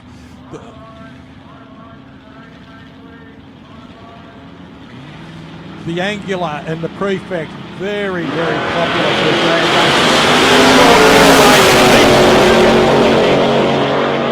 Look at that, Cookie runs through on a 6.33 at 109 mile an hour. Great pass for Pete Cook. Rich Farquhar goes through on a 6.27, 108 mile an hour pass. Well, I still had no one answer the question. Daniel Carranza from Bat Dan Racing races for the awareness of what? Bat Dan Racing, Daniel Carranza races for the awareness of what? What does he race for the awareness of? It's written on his car.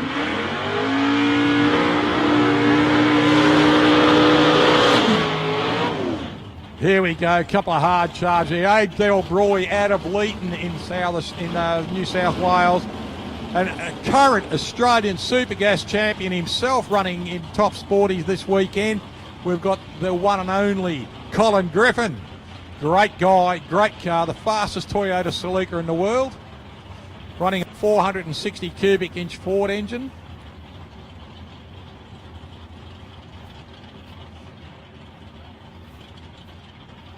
And Adele Broy running a 400 cubic inch Chevrolet in their car.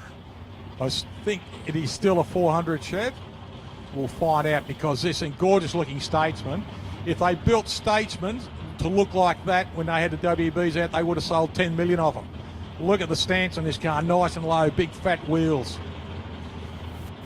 They're a fat looking car, as the saying hot rod term. They look fat.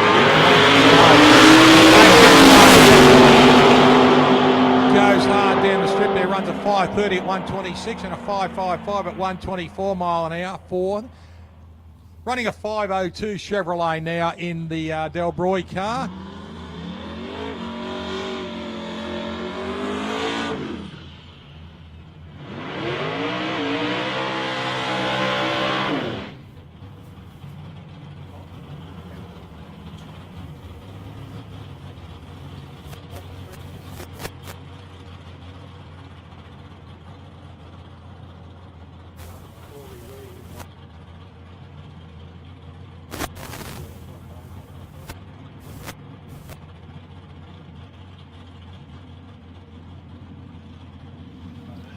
Next pairing, Lance Larkham. Look at this Chevrolet Camaro.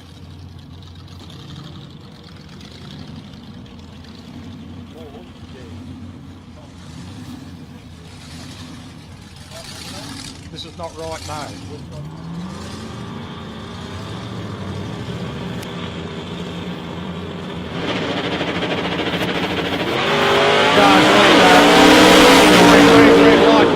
Let's see how, look at this, a 006 for Lance Larkham and a 5.50, 124 mile an hour.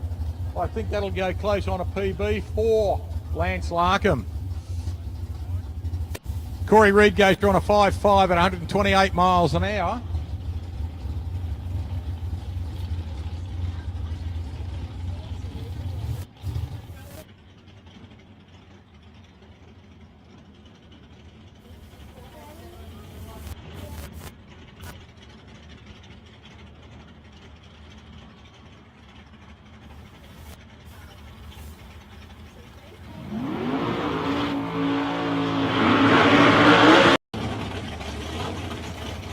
Just going down the steps now, ladies and gentlemen, you see Alira Carter, little sister walking down there. They have just won the prize.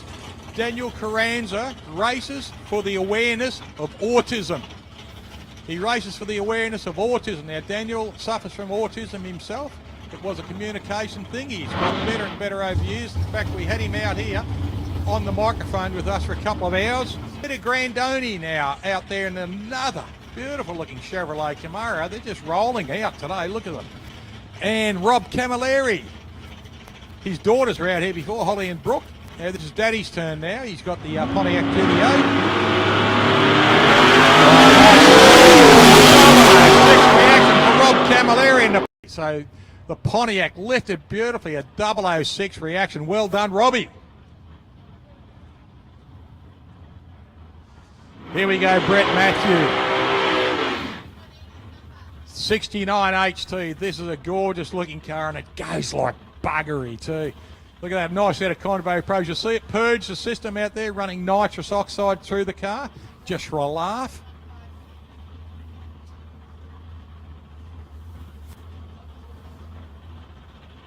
Fantastic colour. I'm not sure what that colour is, whether it's oyster beige or champagne gloss, but a fantastic looking car. Suits that shape and that gear of the car in a beautiful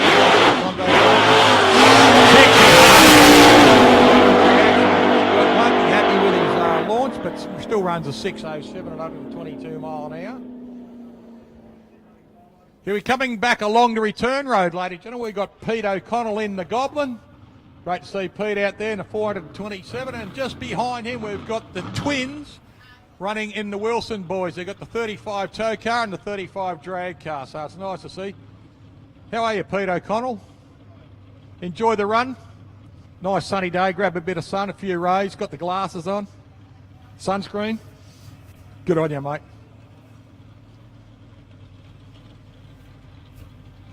Here we go, ladies and gentlemen, Kenny Stewart. One of my favourite races too. This is another car, ladies and gentlemen, immaculate. Ken's a good guy. Notice the Fuchs oil on the side. This is his 7th year of sponsorship through Fuchs, and you don't get sponsorship for 27 years unless you present nicely. Car goes like hell. Great driver, nice guy. Car shines like a new pin. Presentation just perfect. The lady backing him up is Doina Day, one of our Supercharged Outlaw drivers, having a good chat with her last night and her husband Pete. They will be back out. They're just waiting for a few small parts for the car to turn up, like a crankshaft. And then once they get that in and a few other things, but they've been crewing. There's Amanda Ruddle out the front, Kenny's partner, lovely lady. And Peter Day out the back there, who has just been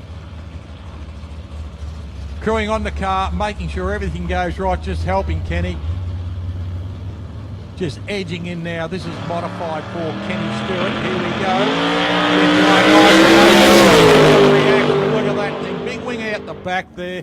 Lovely. 475, 144 mile an hour pass there. The washing pops out and flares up nicely for Kenny Stewart. Here we go, ladies and gentlemen. Anthony Rochelle, good mate of everyone in drag racing. This is 1937 Chevrolet Coupe, running a 560 cubic inch engine. You'll see Simon Barlow out the front, one of our top modified drivers in Australia, in the black floppy hat, a blue floppy hat. Simon is a crew chiefing on this because Anthony usually crews on his car for him.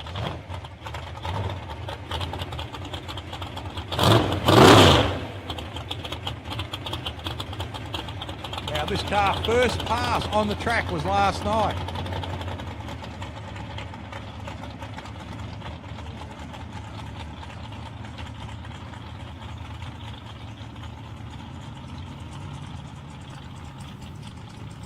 Anthony's wife Kylie Jo just backing him up.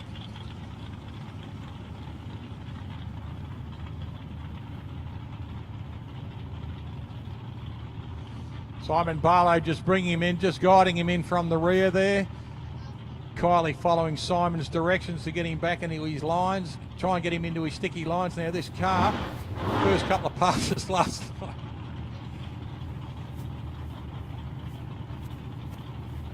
Tommy Spate just putting back a zuzz faster into the car there as Anthony gives it a little bit of a blurt. And it's a little bit unnerving sometimes when you feel the thrust come out of the pipe. Scotty Wind over there in the dragster just getting himself in the burnout box. So it looks like it'll be a solo pass for Anthony in the 37 Chevrolet. What a gorgeous looking car. Nitro blue, the colour. Now, a couple of shakedown passes last night. Did a lot of work on it, just timing it this and that, everything like that, because brand new car. They don't go a million miles an hour in the first couple of passes. You've got to do what's called shakedown passes. So we'll see how it goes. Once you get it off the line a lot better than you did last night, see how he goes.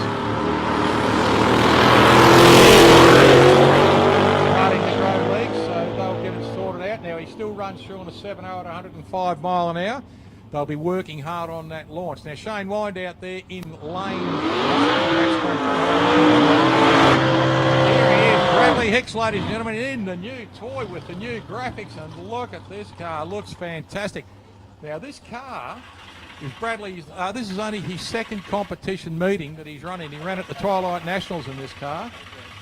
Now it's got a 439 cubic inch. It's based on a Ford Cobra engine.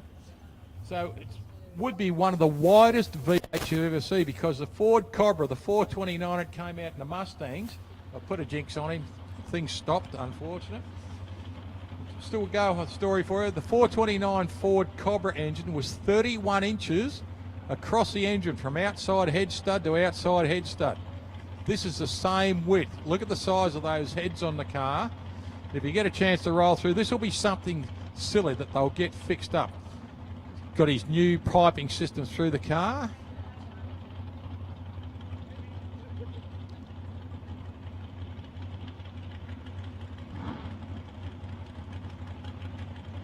Paul Turner just lending a hand over there, just looking at the car, finding out what the problem is. Can't solve it, but got a couple of good looks there. Mark White out there, just wandering out in the straw hat, been around drag racing and got a ton of knowledge too for a long, long time. So he's got some good people to look at. Marino Gregoric, the Ram himself. He's up against Derek Wills. Derek in a couple of these beautiful little buckets. And look at the colours of these cars. You've got the plain white altered with the 400 Chev with the trumpets on top of it, little injection unit in the Marino car in lane 1. And you've got Derek Wills. Derek has come up with the new colour system on this car. Colours, yellow and black, and looks fantastic.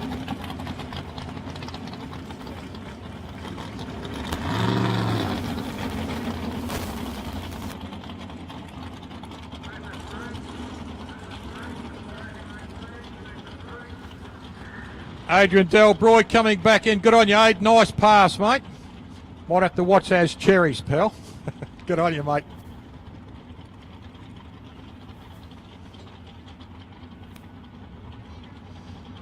Another gorgeous looking car coming under the tower at the moment on the return lane. Pete Grandoni in the Chevrolet Camaro. Gorgeous looking machine.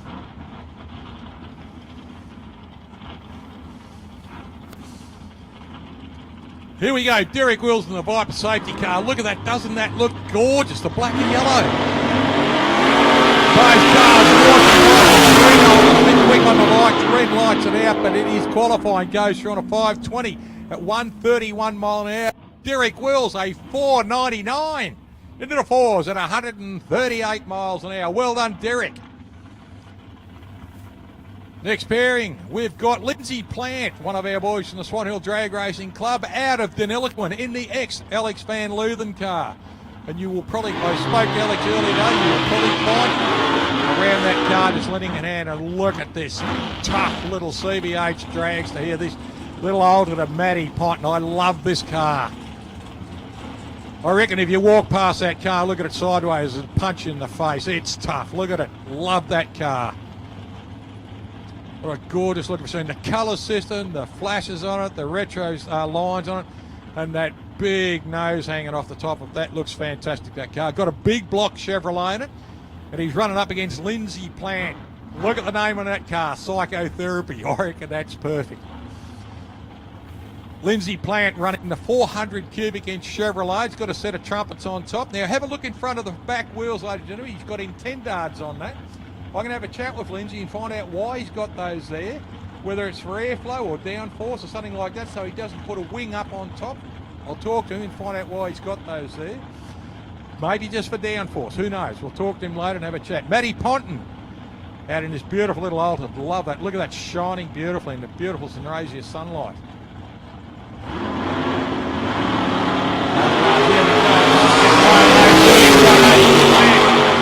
Car slinging down the freeway there beautifully. Kenny Stewart, great pass there, mate. 144 mile an hour.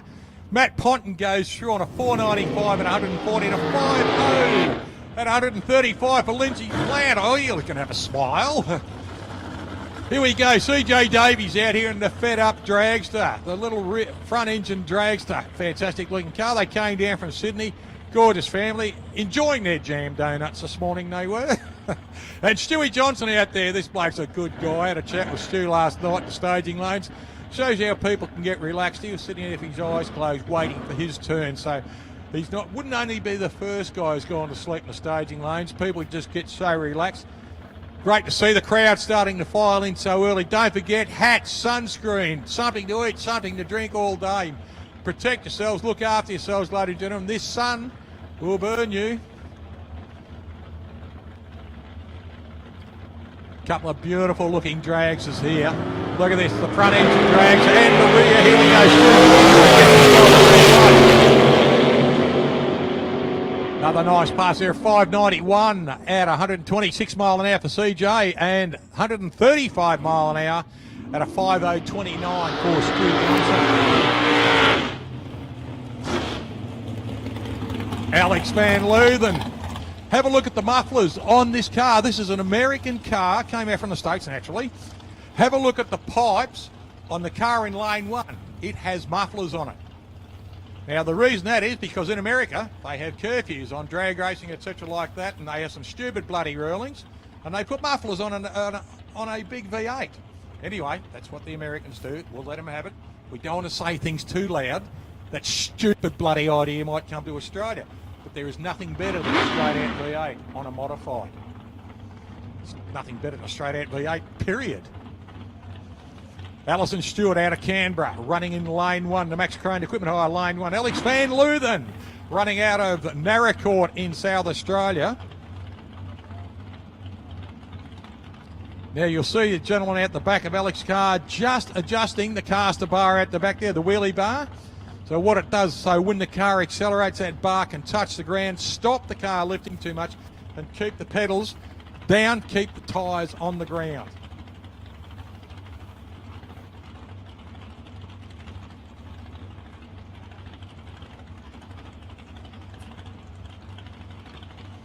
Couple of nice rails. Look at this, shining in the beautiful sunlight, ladies and gentlemen. Nothing better than drag cars. Nice launch there from both cars. 0.75 for Alison, 1.15 for Alex. Alison goes through on a 5.00 at 130. The Exterminator coming into lane two, which is Michael Jennings, and in lane one, Nifty Nev himself, Neville Hareen, running a 406 cubic inch Chevrolet under that little Tirana. And in the FJ, we've got Michael Jennings. He's running in the Exterminator. It's a red six-cylinder Holden with a supercharger on it. Trevor headers, the whole work, Trevor's headers on it. Wheels up.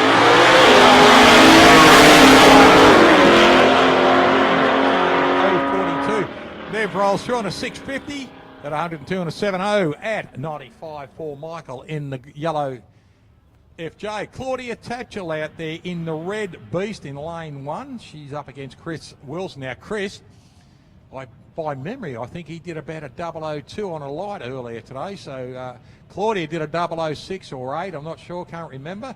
But still, this could be a battle of the lights here. And it's a Ford versus Holden chariot race here. Get the whips out, kids. Here we go.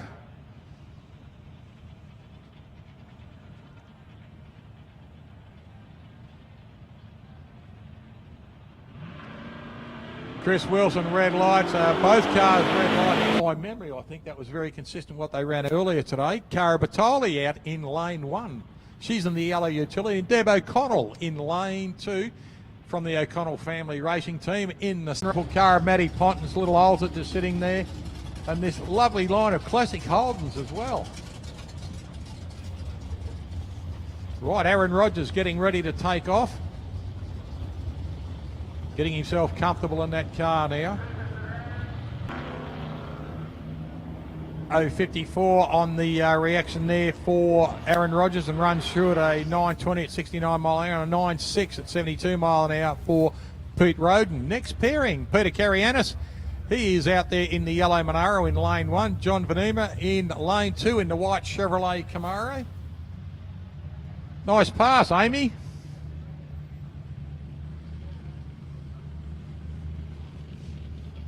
Look at this little Goggamobile coming down there, ladies and gentlemen. How'd you like to go around Saturday night in that in town, eh? Tiny little car. They ran a 2-cylinder engine. Actually, I've got a story.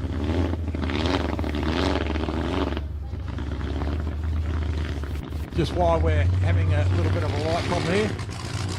We've got a gentleman in the paddock here by the name of Colin Will. Now, Cole's a legend of our drag racing in Australia. Now, many, many years ago, Cole raced around Australia a lot. He raced at Brookfields one day in a Falcon utility. Pete Carianis, red lights, unfortunately, goes across the line, still out of 760 at 87 miles. G'day, kids. How you going?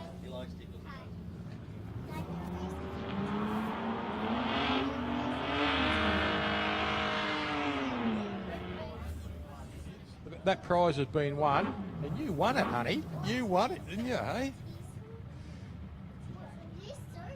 You've even got the hat on you won. Yeah. And you. Look at this, kids, eh? Say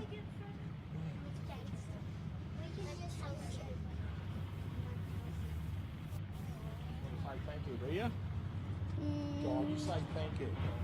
Through 223 on his reaction and runs on a 965 at 69 mile an hour. Getting back to this story, Colin Will was at a drag strip of the Falcon utility, and he ran in reverse and beat the Goggamobile dark. So the little Goggamobile, which is only a 2-cylinder engine, Colin, for a bit of fun, ran the utility in reverse down the strip, the 8th mile, and still beat the Goggamobile. Paul Jennings out there now, ladies and gentlemen, in the Chevrolet Nova.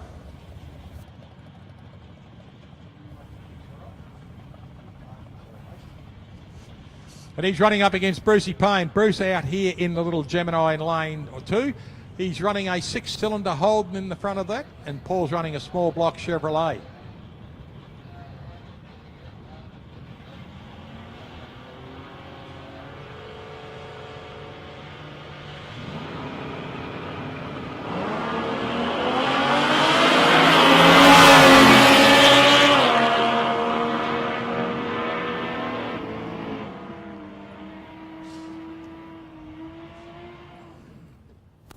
I understand we've had a winner through the question through our support too, through Sporting Scribe. So Frankie Bunapane, I will get you a prize too, mate. It might be a red frog, but they'll certainly hold something here for you, mate. So well done to Frankie Bunapane, not only for being a great supporter of drag racing, but also being a great supporter of watching us through Sporting Scribe. Good on you, Frank. Happy Easter to you and your lovely family, mate. Dutchy Holland out here in the utility, and Mike Bridges in the Valiant, the Chrysler Centura running a 265. Dutchy out here running a 400 small block Chevrolet.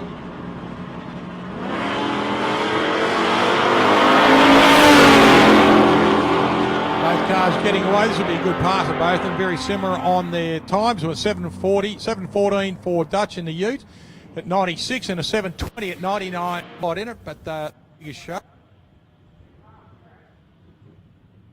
Thousandths of a second away from each other. 4.592, 4.570. So not. Vince Shepherd out there in lane 1 in the beautiful Mildura up against James Sparks and this immaculate utility. He blasts across the line and is 42 at 114.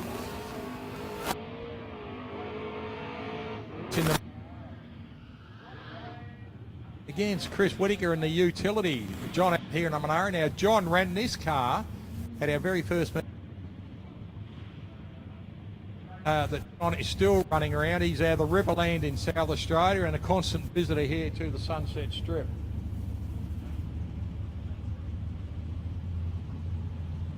They're open. There's the ice cream machine over there, and there'll be coffee over there as well. There's also coffee and tea, etc. in the pits here with Souvlakis. Souvlaki man over there, best Souvlakis in the absolute planet. Here he is, Joe Joseph himself, Joe Caboni in the PGR Engines Commodore, and he's up against the hard-charging green machine of Rob Cardham.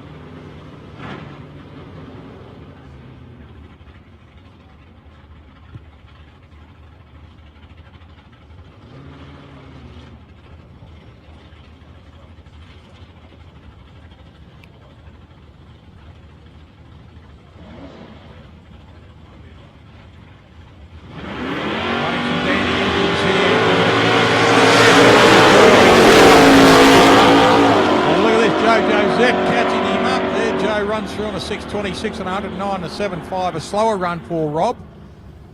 Was not happy with himself leaving the line like that. Tony Tedesco coming up in the little blue Chimera, and he'll be running up against one of the nicest looking Tiranas you've ever seen with Chris Ferrugia.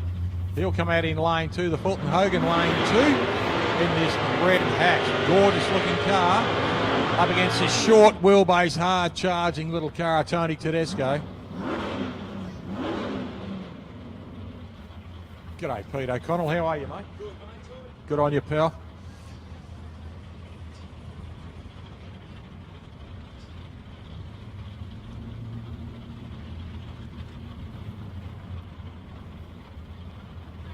Ollie Ferrugia just bringing Chris up to the line. Tony over there just rolling into his stage nicely and easy.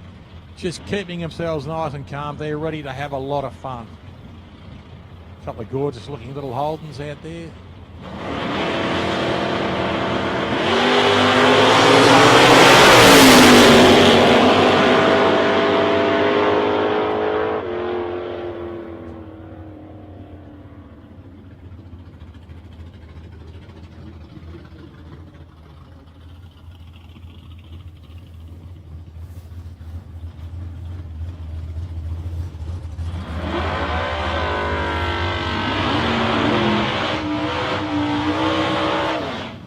Here we go, Dennis Schwab, ladies and gentlemen. He's out there in the V8 Commodore, out there in lane 1. What a gorgeous looking little Commodore. That sits so low, looks so beautiful.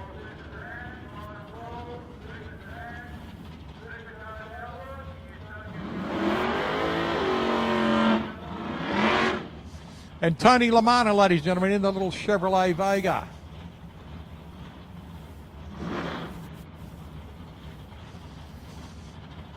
Another smart looking little car. You see Chris Ferrugia's red Tirana went down the strip a couple of seconds ago. Have a look at the Chevrolet Vega and you can work out where the Tirana hatch came from. Both gorgeous looking cars. It would have been nice to see the Vegas being imported into Australia, maybe as a Tirana or something. Now hang on, we've got a problem here. Tony's looking for its light. He seems to have rolled through them, so he's just got to back into it. There we go. Yes, he's in first. He's right. He's full stage swab is ready.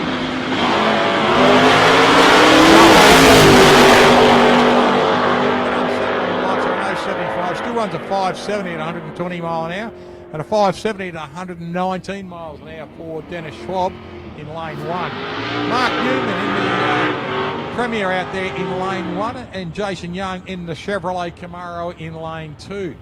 Big hi to all our friends over there in the Wild Wild West, all the Board family, all our friends, the Zappiers, etc. from the Wild Wild West. It's great to see over here. Scruffy is here with us this weekend. Brian Lake, great to have a chat with Scruff last night, and great to see him again this morning.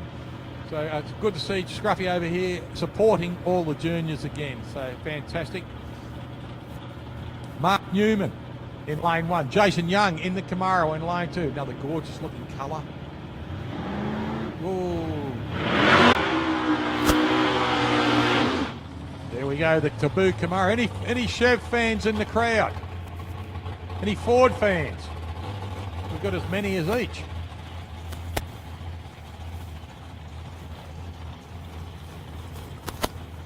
Renee Cockrell in the Mustang, just waiting for Gary to back up. Now she'll do a short burnout. Stevie Cockrell out there, her husband, just riding her through. Burnout as long as the car type of thing. Gets the tyres nice and hot and sticky, and she'll just roll straight up into stage with Steve out the front there. Gary Vogelzang in the Taboo Camaro out here, 67 Chevrolet Camaro.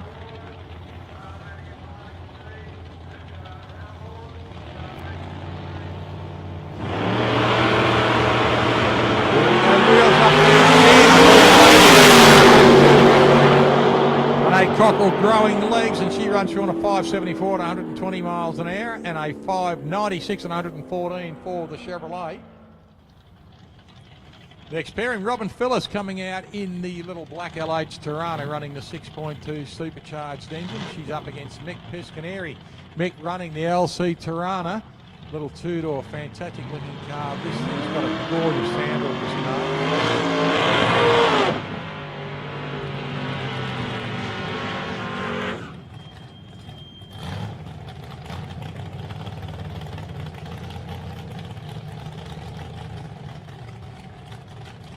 Look at the size of the wheels on the back of the Tirana, ladies and gentlemen, and look through his side windows. You will see the huge tubs inside the car, so you will see how big those back wheels are.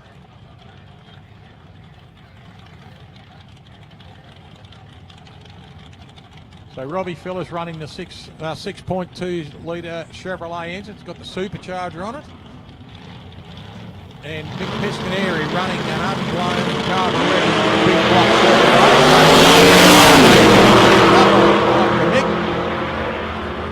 Mick goes through on a 6038 at 118 and a 636 at 107 for Rob Phillips. Now Mick's car, the little LC, running a 540 cubic inch Chevrolet, big block Chevrolet.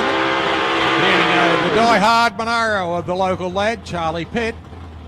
And he's running up against Steve Richardson. This will be a good charge. Both these cars are very, very quick. Now, Steve Richardson out here in this XC Falcon purges the system, so he's got a little bit of giggle gas running through it. Charlie just, I don't think he's running any nitrous in the car, just running a big carby, big overhead sprinkler system. But we'll see if Charlie can get the wheels up. Has been known to do some rather large wheel stands on this machine. But Steve Richardson's car, quick off the mark and quick down the strip. Let's see how both cars go. Charlie in the Monaro, Steve in the Falcon. Getting themselves ready as they come out. Oh, Charlie breaks the line. Won't be happy with himself.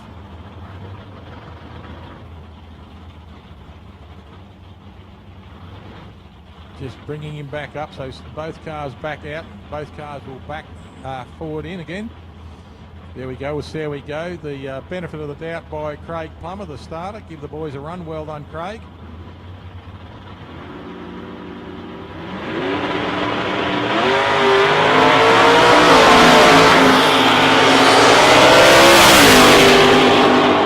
Richardson hits that thing all the way through. Runs an 820 at 122 and a 680 for Charlie at 113, but something wrong with Charlie's car there. The car just seemed to have a mind of its own and roll through the lines. Here we go, Sean McLaren, big block in this Chevrolet Camaro. Now Charlie running a 454 Chevrolet in the Monaro and a 411 cubic inch Windsor Ford V8 in the Falcon.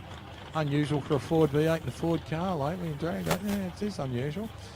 Sean McClellan, I think it's around about a 580. So looking at both cars, we'll say it's a 580. We've got a 411 there on Steve's car, so we've got what, over 1,000 cubic inches on the track at the moment.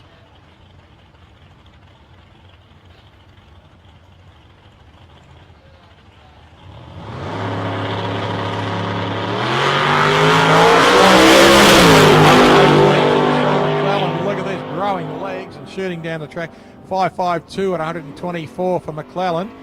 It is a 408 cubic inch Chevrolet against a 408 cubic inch Ford. So there we go. Mark Busher coming up next. Steve Hunt goes through on a 640 at 107. Now Bushy out here, looks like a solo pass for him to complete super sedans. Plenty to eat, plenty to drink, sunscreen, hats, whatever you can.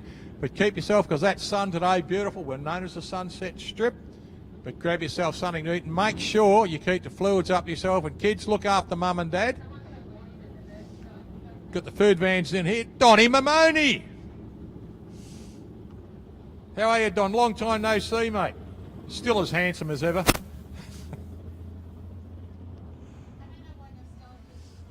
So grab yourself something to eat, something to drink, and just enjoy yourself, ladies and gentlemen. The people over there on the spectator mound, you're very welcome to come into the pits at any time, but please be careful as you're wandering through. There are cars and bikes moving all the time, and there are tow vehicles with tow ropes between them. So don't try and dart between the cars. Could get quite embarrassing.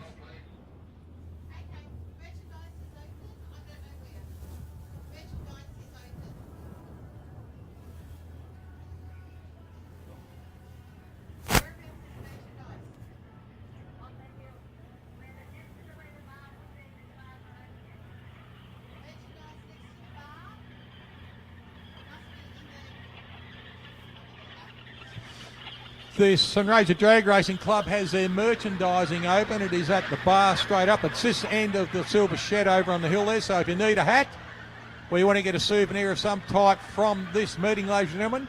And there's a few people sitting over on the hill there without hats. I see you without the hat. Go and grab yourselves a hat from the merchandising over there.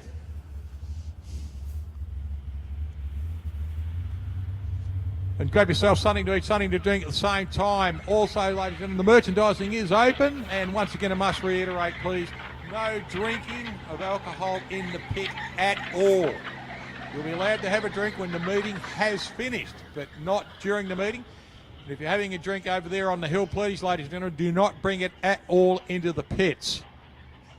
Got our Supercharged Outlaws starting to form up in the staging lanes, ladies and gentlemen. Don't forget, we are live streaming worldwide via Sporting Scribe through YouTube.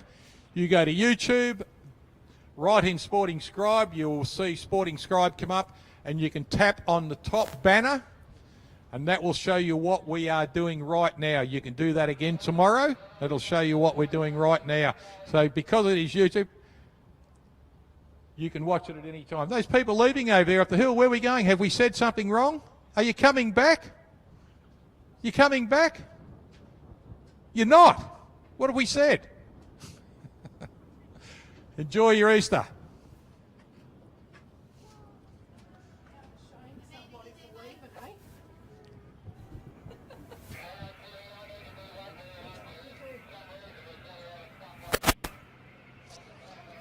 Renee Cockerell coming along under the tower here in the Mustang. Gorgeous looking car. Love the graphics on that.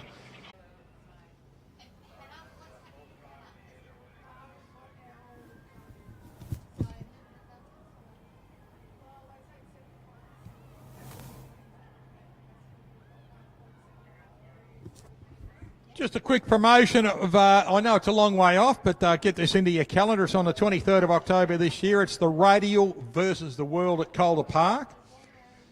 It's the LSX versus Barras. So it's your Holden V8s up against the six-cylinder Falcons. Now, it's Radial versus the World.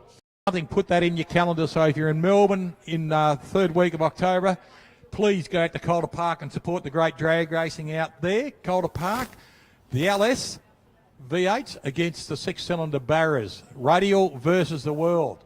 You will see some of those cars you see as Falcons and Holdens in the main street as taxis going zip fast. So look forward to that, 23rd of October at Calder Park.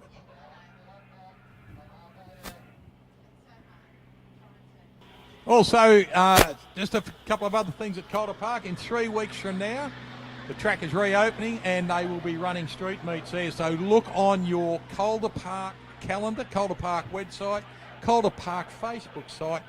Calder Park will be opening again very soon for street challenges and off-street racing. So keep your eyes on that off-street racing. They can get up to 250 cars out there off the street, and it is fantastic because what it does, gets these kids out of intersection doing burnouts and gets them out onto a drag strip into a controlled atmosphere where the police will stand there and applaud you instead of kicking your backside through your nose. So that is in 3 weeks' time. Keep your look on your calendars for Calder Park for their up-and-coming meetings. The next event here is Race Your Mates on May the 8th. But before that, we've got a 2-day meeting over at Steel City in Wyalla on the 24th and 25th of this month of April.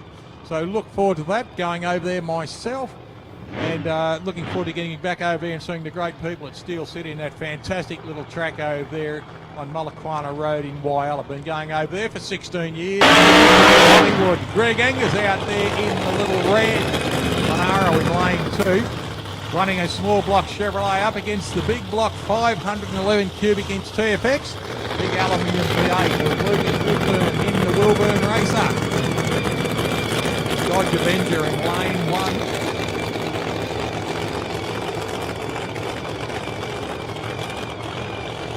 Greg Angus just rolling up very slowly. There's Tony Lamana, ladies and gentlemen, standing at the back just helping Greg with the crew here.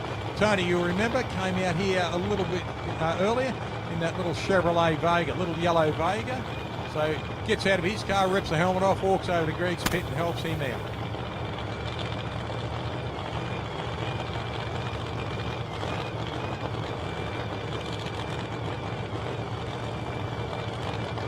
Lucas did a good pass last night. He did only one pass last night, did a 460.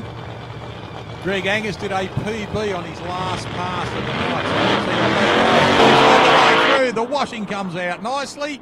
And he runs through. Wow, look at this. Lucas Woodburn, 455, 159 miles an hour. And Greg Angus, a 523 at 132 mile an hour. So Lucas has bettered his own PB from last weekend. Well done, mate.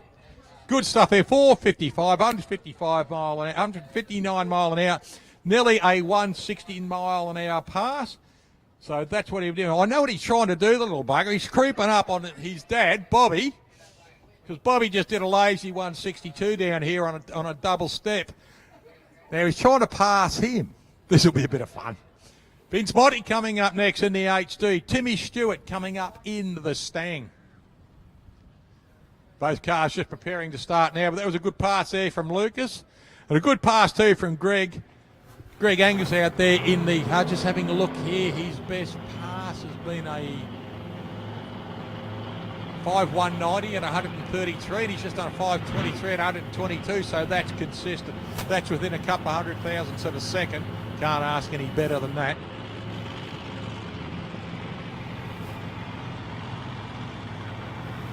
Here we go, Vince Monty, ladies and gentlemen, running a...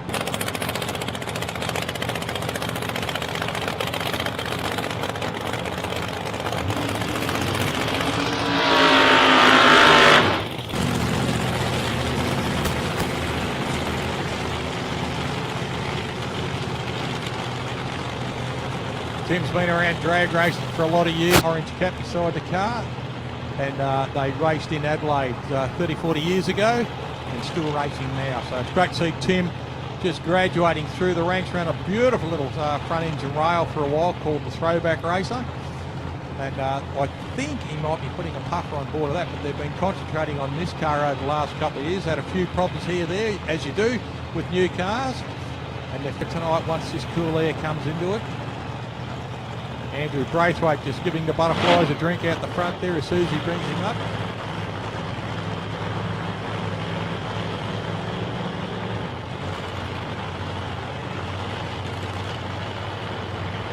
Both cars coming up. Vince Monty, this car's running far better. Vince is getting better as a driver. The car's getting better. That combination always works. Here we go. Vince Monty. 524, 134 mile an hour.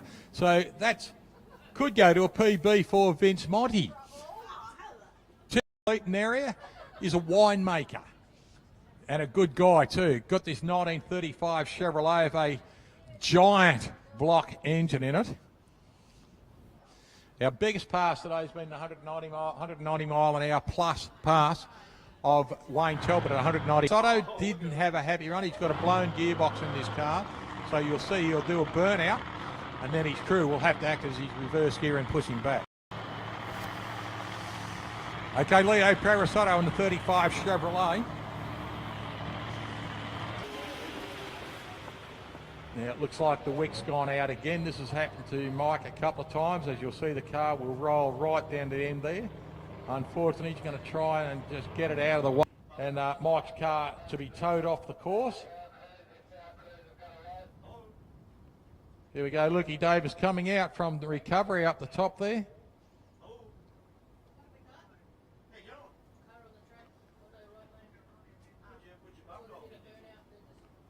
So one of the tow vehicles coming down there. Now this happens quite often with these high horsepower cars. The wick will go out, a broken flint or something like that, whatever it is, but I'm sure that they can get it fixed up and get it back out here, because Mike's first pass today, as I said, was 170 mile an hour. It's been the quickest pass in the evening. Didn't finish till about about 10 o'clock last night, I think it was when we finished.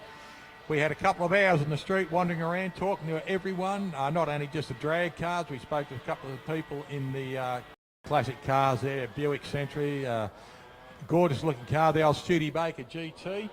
All these cars, we have a look. Going, mate. Good on you, Greg. Poor bugger's been nicknamed Hollywood by his crew because we said g'day to him on the microphone yesterday.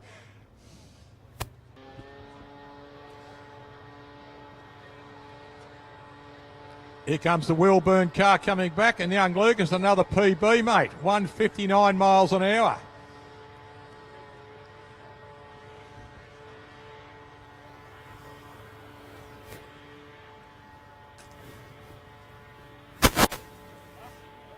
Thank you. Hey, Lucas, 159 miles an hour, mate. Well done, pal.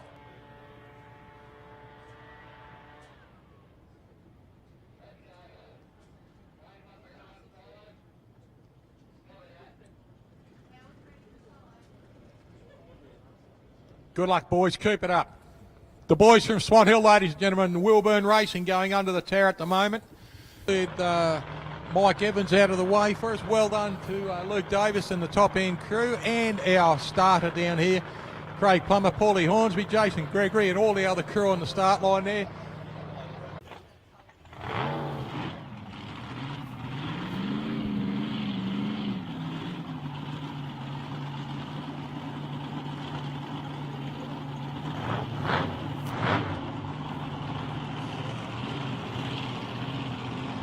Dale Tucker in the HQ, the black HQ. Dave Thornton in the black altered coming in. Had a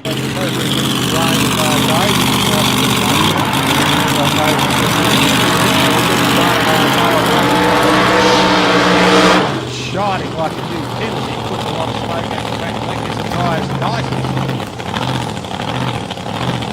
Dave Thornton, I love this car. Look at it. Small body, big wheels, giant donk. Magic big new pen out there. Looks fabulous. The new paint job on the car. 4 years off the track after the wall jumped out in front of him here, and came back his first competition meeting 3 weeks ago at the Twilight Nationals and took home the gold Christmas tree. So congratulations Hayes over the last 18 months because of COVID.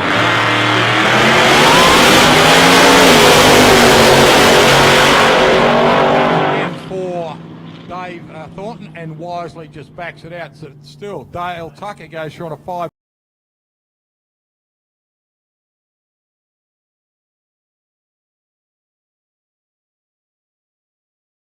Was his previous, so he's done a 5.0. So he's dropped it down thousandths of a second and given himself a couple of more mile an hour on the pass. This is very encouraging to see a lot of people on the hill at the moment so early in the day, and we ring your friends up, get all your family out here and watch, bring them out. It's going to be a beautiful day of drag racing out here this evening, this afternoon and this evening here at the Sunset Strip.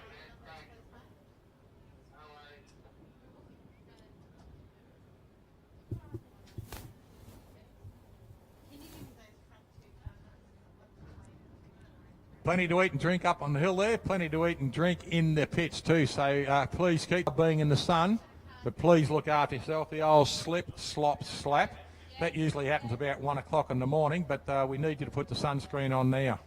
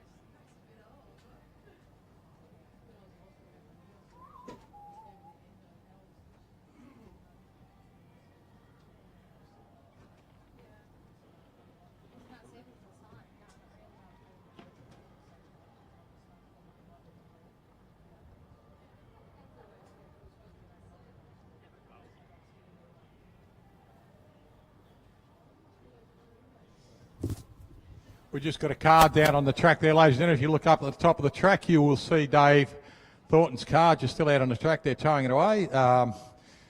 Dave wandering around. You'll see the black legs and the white top of Dave, so he's got out of his suit at least, because I'd say it'd be quite warm down there.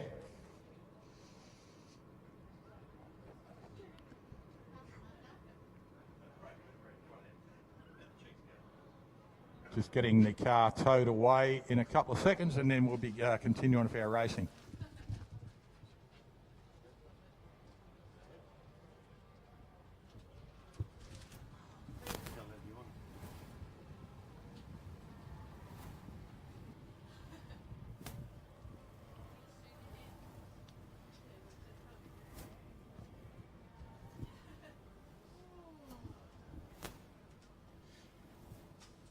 Some great music on the radio at the moment, just while we're waiting for the car to be moved off. So, ladies and gentlemen, just feel free to have a dance if you like. It's a good day for dancing, just while the car's being cleared off the track.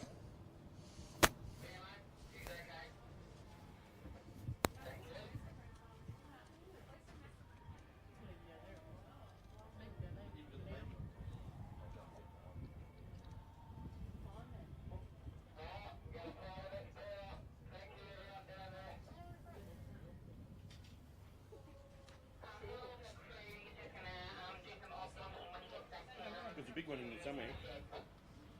Oh, sorry, it's a big one.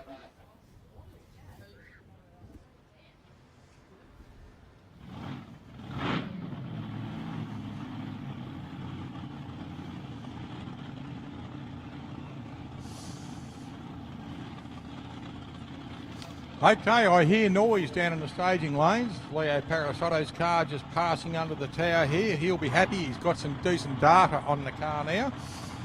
So Leo Parasotto, and following him is Dale Tucker. Let's have a look who we've got in. Bob Sherry coming through. And the little gangster, the Chevrolet Monza in lane 1. In lane 2, we've got Murray Rogers. Murray will be coming through in the big block Chevrolet V8 engine in the long rail. 260 wheelbase on this car. Was cut down a little bit. It was a fuel rail.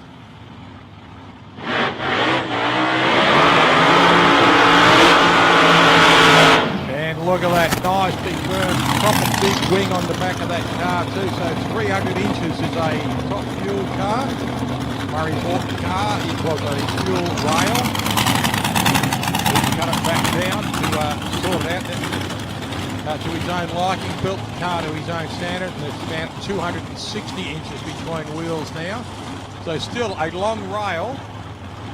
And the difference between that car, 300 inches, is about 11,000 horsepower to Murray's probably got about 2,500 to 3,000 there. So there's a big difference in what you can see and what you can achieve in cars and racing these days.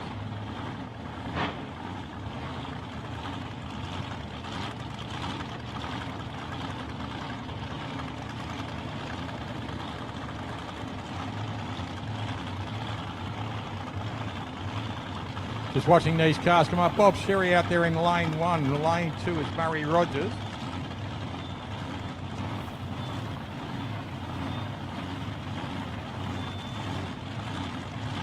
Rod.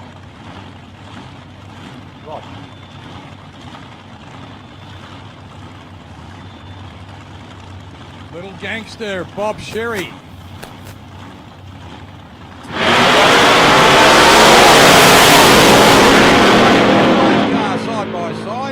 Running down the strip there, Murray Rogers, 480 at 143 and a 522 at 136 for both Bob Sherry. Now, there was a 203 reaction for... Just having a look down, we've got Michael Ohms now. Michael coming out of Port Pirie in South Australia. And Paul Stephen out of Sydney, and now a couple of altereds. We're running a big block Ford in the backside problems for this little car. And sincerely hope that he can get it down. He sat in this car several times last night and once this morning. All the way from Port Pirie in South Australia. Another member of the Steel City Drag Racing Club out of Whyalla.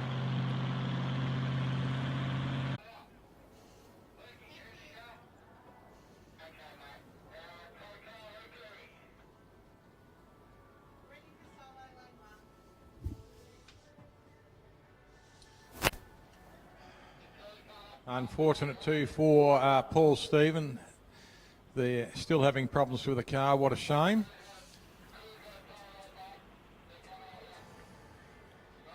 A hat or something like that. If you're sitting there out in the sun, you haven't got a hat on, here's a good chance to go and grab one. Right, just moving the Michael Ohm car off. Has come up again in lane 2, so this will be good. Let's see how he goes. Hopefully his problems, hopefully he can get this thing down the track. That'll give him enough data to find out and just keep creeping up on. We won't let him live that down either. But Milo, good to see the Wild Willies in its new wrap too, a Matt Cherney wrap on the car. Makes it look like looking after the furry kids. And happy birthday to you, Andrea, just for the other day. Also, when he comes back, we'll embarrass him, Paul Bugger. He's sitting in a car that's not.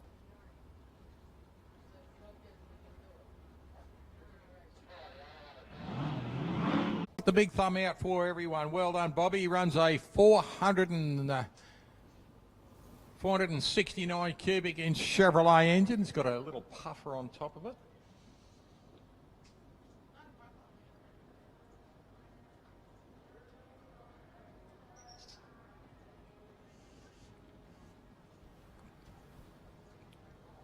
Just waiting for the cars to be turned on there. Just looking down at our start line crew, getting things sorted out.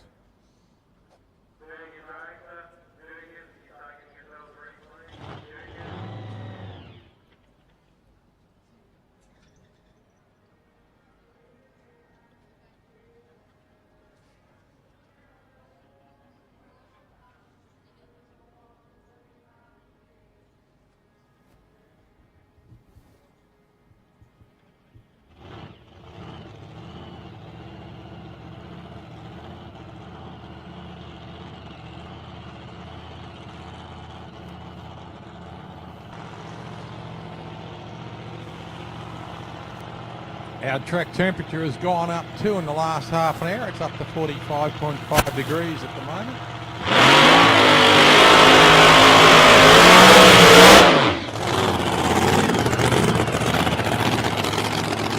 In the Wild Willie, it's a 1941 Willie Coupe chop top. Now his idea of the wrap, the new wrap by Matt Cherney. The car looks like it was dragged out of the paddock 40 odd years ago, and the wing on the back is the carbon fibre wing to make it look like an old car's just had a new bit strapped onto it. That looks fantastic too. I love the rusty wrap. Looks tremendous.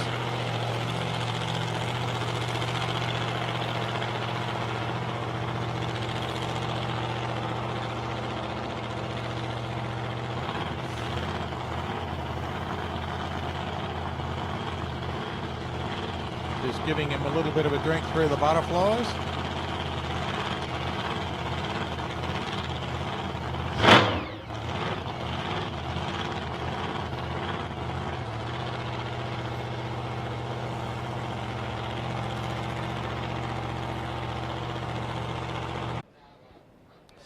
Just coming under the tower now, we've got Michael Ohm in his nice supercharged Ford Altered with a bit of a problem with the car. Horrible thing to happen on your 55th birthday, mate. Happy birthday. So everyone, as they walk past Michael Ohm, give him a kiss.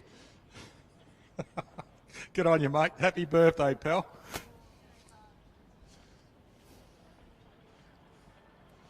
Hang on.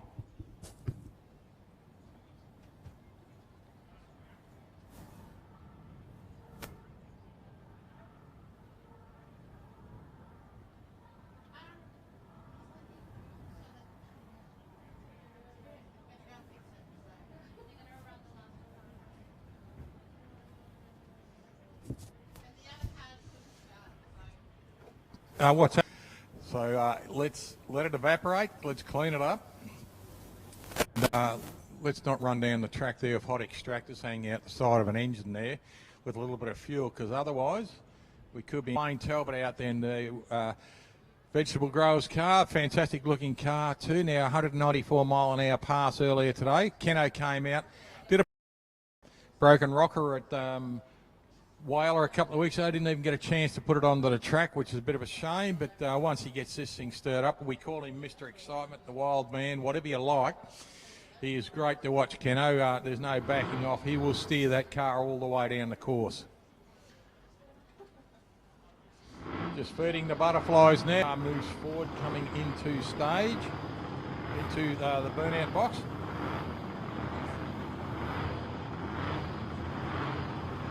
Body coming down on the Talbot car, so there.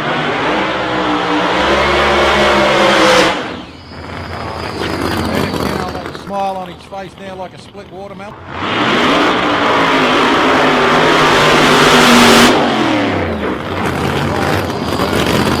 There, look at that, the bounce of those big wheels there on the Talbot car.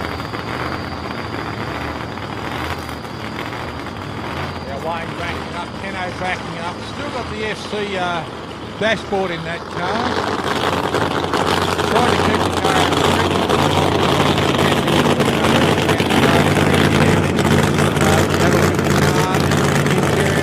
out of the outside cosmetics on the car. Like some hoon, Wayne Talbot backing up there, his brother Jaden just guiding him in. He's the tuner on the car. A lot of work goes into this car. Graham Hussey's name on the back there. Graham Hussey Performance, one of the very, very well known and legend of drag racing throughout Australia, plus a bit of circuit racing too. Built a lot of engines over his time, Graham Hussey.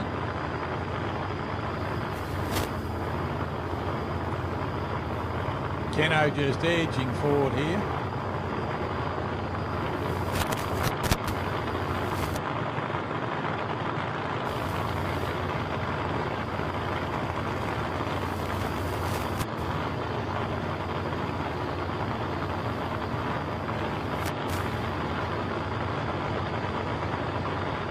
Just a little bit of prep over there, getting all the stuff right for the Talbot car.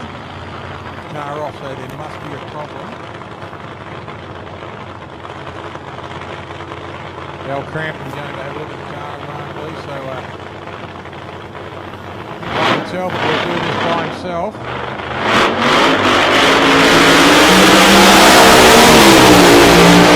Okay, this is going to be a quick one. He does a 388 at 185 miles an hour. 388, a 3-second pass for Wayne Talbot, 303.888 at 185.2. Times lower. Our time is a better time than he did before. He did a 4.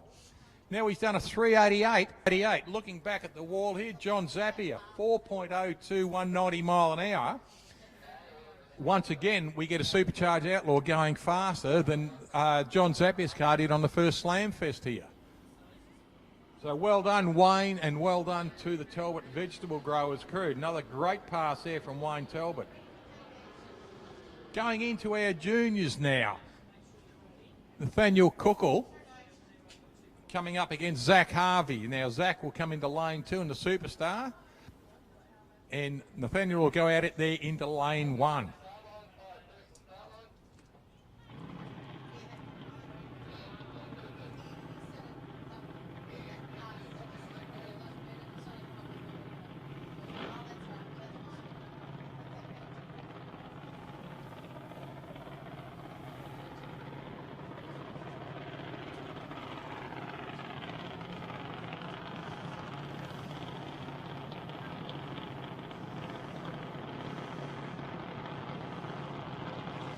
Just got a message too through Sporting Scribe from Jason Wilson, one of the boys who drives the Rock Hard Gemini here in the Supergas class. Not here this weekend, enjoying Easter with his family. Yeah, great. I look forward to catching up with you very, very soon at a drag strip near you, mate. So big thanks to Jason, Michelle and Grace Wilson from the Rock Hard Racing team. Thanks, mate, for calling in through Sporting Scribe.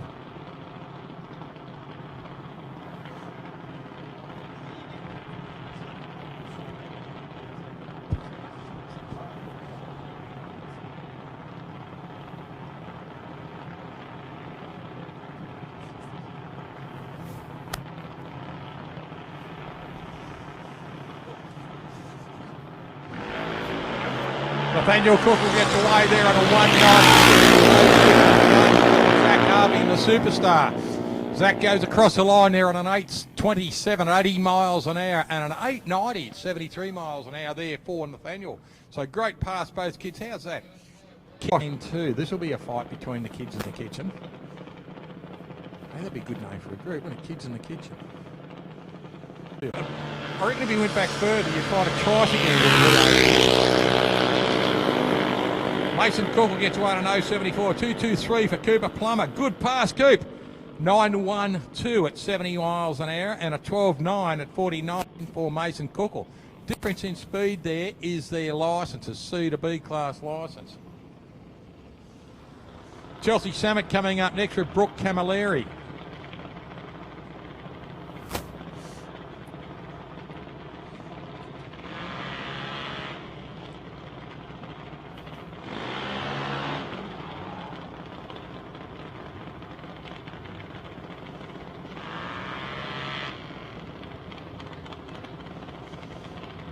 Brooke Camilleri out here in lane 2, coming through with Mum and Dad, Anne and Robbie. And Jay Samet over there with young Geordie Spencer out there. Geordie helping out, ex-junior dragster driver himself. His dad runs a Chevrolet Corvette Roadster in Supergas.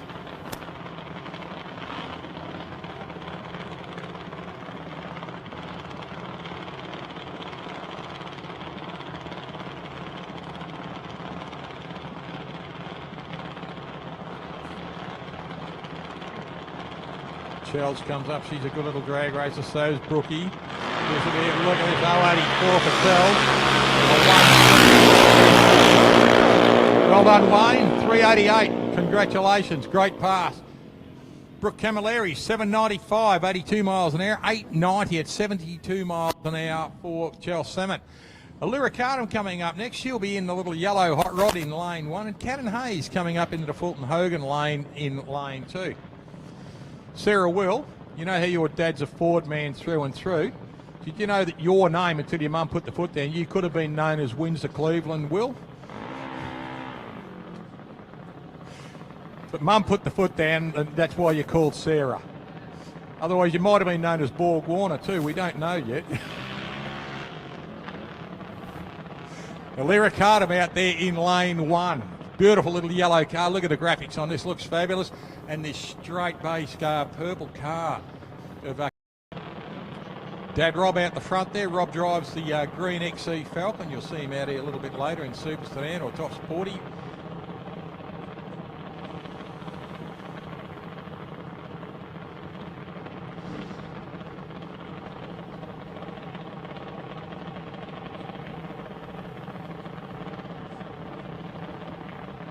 Both cars ready, coming up full stage. There they go. Nice launch there. No 42 for Alira. So great reactions. Alira goes through on an 800 at 78 miles an hour and an 860 at 75 miles an hour for little Cannon Hayes. So well done, kids. Right. Second question. Daniel Carranza coming up from the Bat Dan Racer. Todd Wagner coming up in lane 2. Zach Carranza, lane 1. Todd Wagner, lane 2.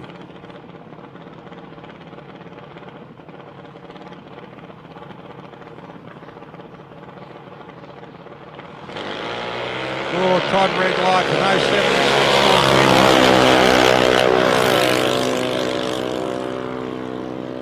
7. Good run too for Daniel. Beating, and he took home what?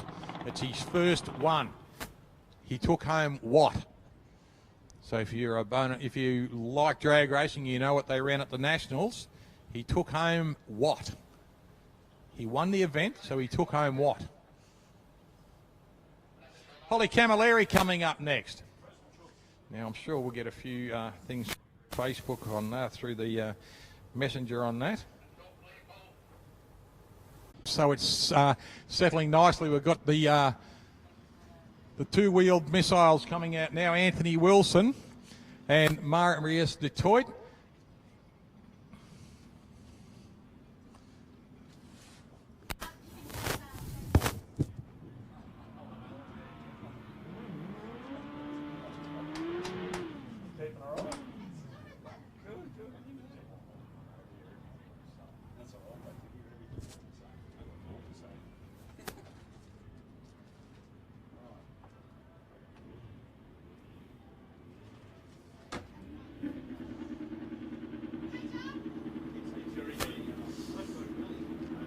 Anthony Wilson out there in lane 1 now for the higher booster, Anthony Wilson, and it's 8:40 for Marius at 86 miles an hour.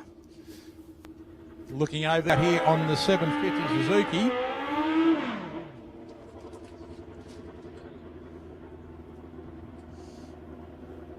Gregor Birdie running the lane 1, the Max Crane Equipment Hire lane 1. Ladies and gentlemen, I'd like to welcome back. Getting back to normality, and I vote for normality. I really do. I want something back in my life that gives me great to be back. It really is. It is, mate. Look, COVID last year is a blur.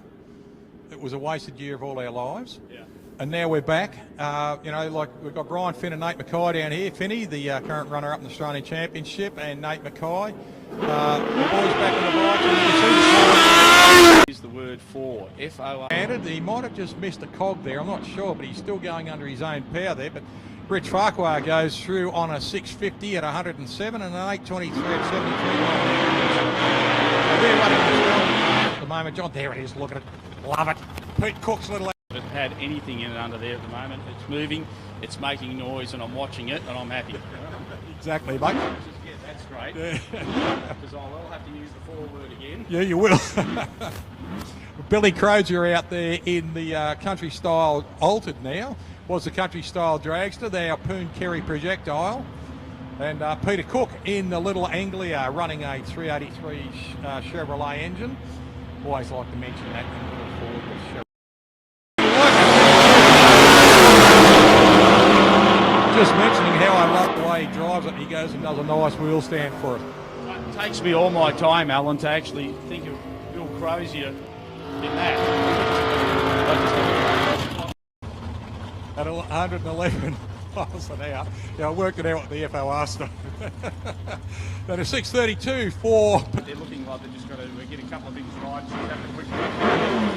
So Stewie's wife just backing him up. I'm glad to see she's out there. I mentioned this to her. She's got to get into drag racing, and she's doing it. So that's fabulous. This is Stewie's lovely wife, and Stu from Swan Hill, Mike Fowler out of Port Augusta, Wyella helping him out, and Matty Cockerell. Matty Cockerell on the other way. Renee's out of America. They came out as Ford coupes. Wouldn't they all look great here in Australia as a coupe years ago? You know, your first hardtop Falcon.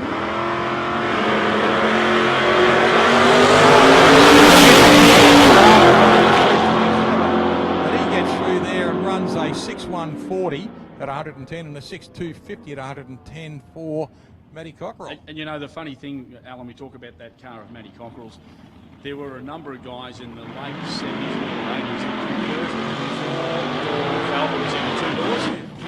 Had there been a number of years ago by, a lot more imports coming to the country, you can basically just go to Walmart. It's so much easier. But you know what, in the day when these guys were learning their craft and they worked with tools, nice to see that they did do some conversion. 427 Ford, John, it's a Ford.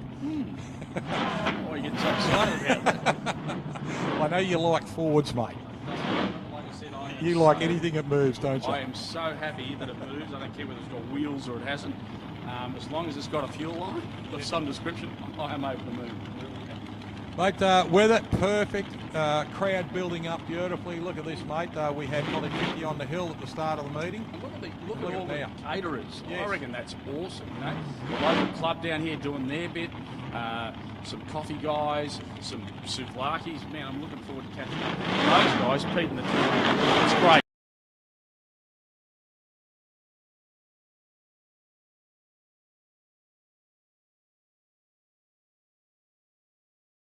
Unfortunately, Gaddy goes on a double 9 behind the light, so a red light for him. Cherry at the bottom of the tree, and 047 for Pete. And he runs through on a 590 at 114 and a 600 at 111 there for Danny Wilson there. Nate Mackay coming under the tower there on the Suzuki, coming up into the modified bikes. Just looking through our staging lanes there, we've got Colin Griffin, the current Australian champion, only crowned 2-3 weeks ago. Now, this is the 3rd Australian Championship that Colin has won. He won it back in 2018, which is the previous one to that was 1998. So he's won it 20 years apart, and then he goes and does it again this year in our 18-month-long Australian Championship run. So the Twilight Nationals we had here, mate, great meeting. course, it's a great meeting here at Mildura. Always. But Cole Griffin, as you know, has been coming up to Mildura here.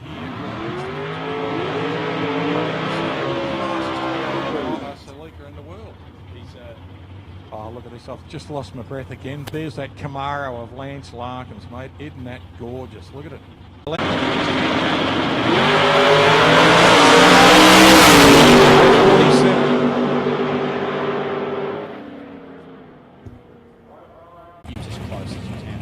With your previous runs. The guys that are able to do that consistently are the guys that truly understand the that really know the levels and the tolerances. Can you push harder? Yes. Do you really need to? On a day like today when it's really hot? I don't think so. I think it's about having the reliability going into tonight with the right combination and set to really provide the best runs. That's what smart teams do. Consistency, mate. You're exactly right.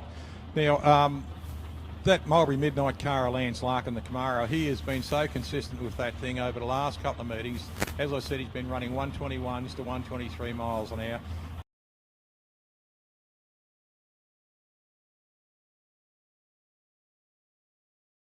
Got the speed because he's gone very quickly. His launch has got him away quicker. And the reaction was really stuff. But look, it is what it is. Right, here we go. He's up against Adrian Del Roy. He's campaigned that for quite a few seasons. And you know Beautiful what? car. In their day, very heavy, relatively well-built car, I would say, up against what's being built today. Elizabeth, nothing. But in its day, a very solid, strong car. And favourites back in the 80s and the early 90s to put big engines in because they could cope. I think, my personal belief, if Holden built the WB Statesman, it looked like that they would show on the wheels there for glory. And look at this, a 555 at 129 miles an hour with number plates on. Yeah, you certainly wouldn't want to get to the stage, Alan, where you're saying, quick, duck into town to grab something. I don't think you'd get much quicker than that, could you? Well, he doesn't let his wife drive it. You know why? A really big budget to do this. I've seen guys in street meetings where they actually have vehicles that have very limited horsepower, vehicle or team, to do well in this. Sure, you start stepping up into the categories where you see some of this very hard machinery that we see tonight, and even up into the blown guys. Yeah, that's where the cost starts to come into it. And the cost to continue to run street meetings for people to come out and be so you have Now, this is the second meeting he's had it in. You remember the Atherton Hotel orange and black rail? This is the new one. This has got a big block in it. Just look at it. One that's painted up down there, centre. Double O's. Really? Yeah, so it's been hard to try and pick the best. But we've also had Jakey Wilson out there, Chris Wilson out there in the Falcon do a double. We had a 000 last night. Chris Ferrugia, 000 through testing. That's good. But, you know, what that shows too, though, Alan, is that our juniors...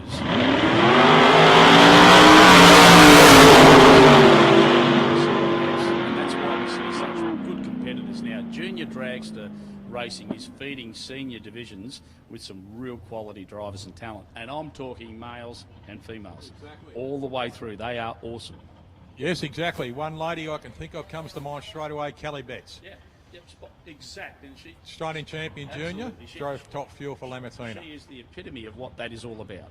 That's what junior, bad as it sounds, that's what junior dragster racing delivered us. Someone like that. And that is the artery that goes with this form of racing.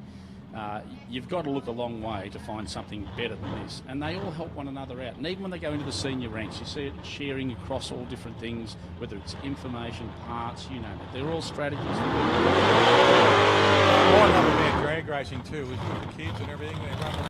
They catch someone doing something up in the toilet block they should be doing, they get a bit of a foot in the backside, don't do it. But they're all caring and looking after one another. And I think that's just amazing. You know, you can do a lot worse than that in anything else you do in this world, in your own private lives, than this. And this really glues the family together. And I don't know how many times I've seen it where the fathers hand the keys, as such, over to the kids to drive the race car. And they become the crew chief. You know, it's great to watch. Speaking of that, we've got Anthony Rochella down here. Now, his young boy, Lawrence, Where's Lawrence? Is he down on the start line? He'll be down there somewhere. Now, Lawrence has grown like you wouldn't believe. So there'll be a blue in the shed, and Lawrence will walk out dusting the hands off, and Anthony will sit there. So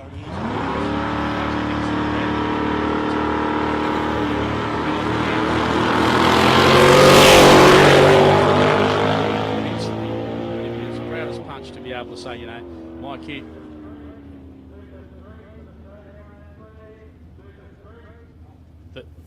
That my kid is. that Stewie Johnson out here in lane 1. He's up against Craig Davies. Now Craig out here in the fed up dragster. I love that car. Just looks so tough. On launch, and you will see how violent it can be in the cockpit of these cars on launch. This is a great way to have a look. Wheel stand there for Craig. Don't know what happened to the car, but he's done the right thing and moved off the track. Great reaction time for Craig at 0.016. Had he have, and this is the really cool part about drag racing, had he have continued down, even though he kind of got this bit wrong, with Stewie Johnson going Hit a pass, positive reaction. But it's 8,000th of a second it took for them to react once that light turned green. So let me put that into perspective for you, okay? If I hold a biro between two fingers, just in front of your hand, that is close of a second for your eyes to read, your brain to send the message to unclasp your hand and catch the pen, okay? It's really fine now. I mean, that is so fine. I mean, the other guy in the other lane's a 0.01, whereas that reaction time to start off with, and that's why they say in all the TAC ads that, you know, when you load yourself up with booze, too late, all right? So 0.4 is really sharp to start off with, and this is how much sharper this guy was in front, thing like that. That's almost as good as you're going to get it in simple terms. So there you go. That's my analogy. Blinks of a bee's eyelid. It's not really when you think of it, is it? And like your analogy with the pen dropping. There. No, look, it's fantastic. And when you put that into perspective, they're sitting out there in a car that's rumbling. I don't care how big the engine is. It's a one-cylinder. They're waiting for that light, that last light to come on, and they will gauge from the second last light, the yellow light. And by the time the brain says it's going to be green in a second, it is green. And they've got to be moving. We just saw, before you turned up, Wayne Telford got a 388 in 180. He did a 388 over the 200 metres. Oh, serious? Yeah, 182 mile an hour. He did 194 mile an hour pass earlier today in a Ford. It gets a 388. Mate, he did a 206 mile an hour pass here 14 months ago. Yeah, yeah. Oh. Hey, Derek Wills, mate, this car used to be red and black. There, you know, you can't even breathe past 7 o'clock at night. To all my friends, Derek. 015, great pass. Look at this, the washings popped out on a 490 at 140 mile an hour, and a 503 for Alligator on 136 miles an hour. Mate, how's the wife and kids? They're very good, actually. They're parked on a houseboat down just past Bottle Point, and we've been on that for a couple of days down there, and that's a cool story in itself, which I'll be looking for. And of course, Lindsay's got a campaigner before, has done a fantastic job with it, and he's continuing, and that's great to see. Well, Alex Van Leeuwen was the Tri-Series winner just about every time in modified for a long time. He was consistent. He was always super consistent, always sharp, always had his gear looking smart and well maintained, and that's what gives you the result. Still does, mate. He's running here today in his new hot rod. Yep. There, we've got Peter Generis out, Michael Generis out there, and Neville Haroon, Nifty Never out of Adelaide now. He's a Whyalla original. Ran.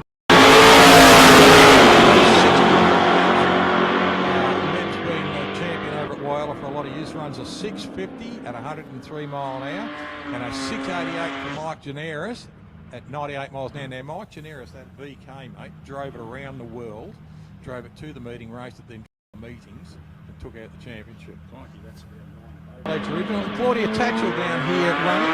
Chris Tatchell.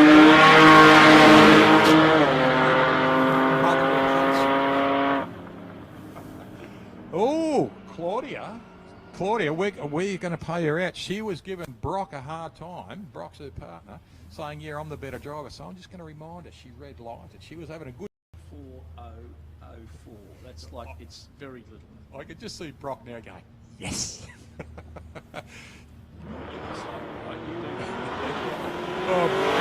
Carianis gets away beautifully in the Monaro and does an 097 now. Chris Wilson did the 007. Jamie Turner's up next in his beautiful HQ out there in lane 1, the Max Crane Equipment Hire.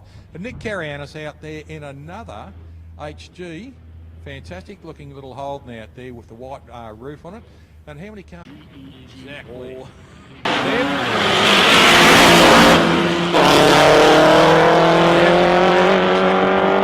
said the faster the car goes, the more.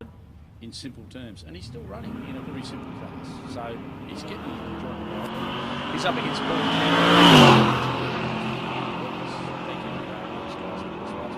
Good run for Paul.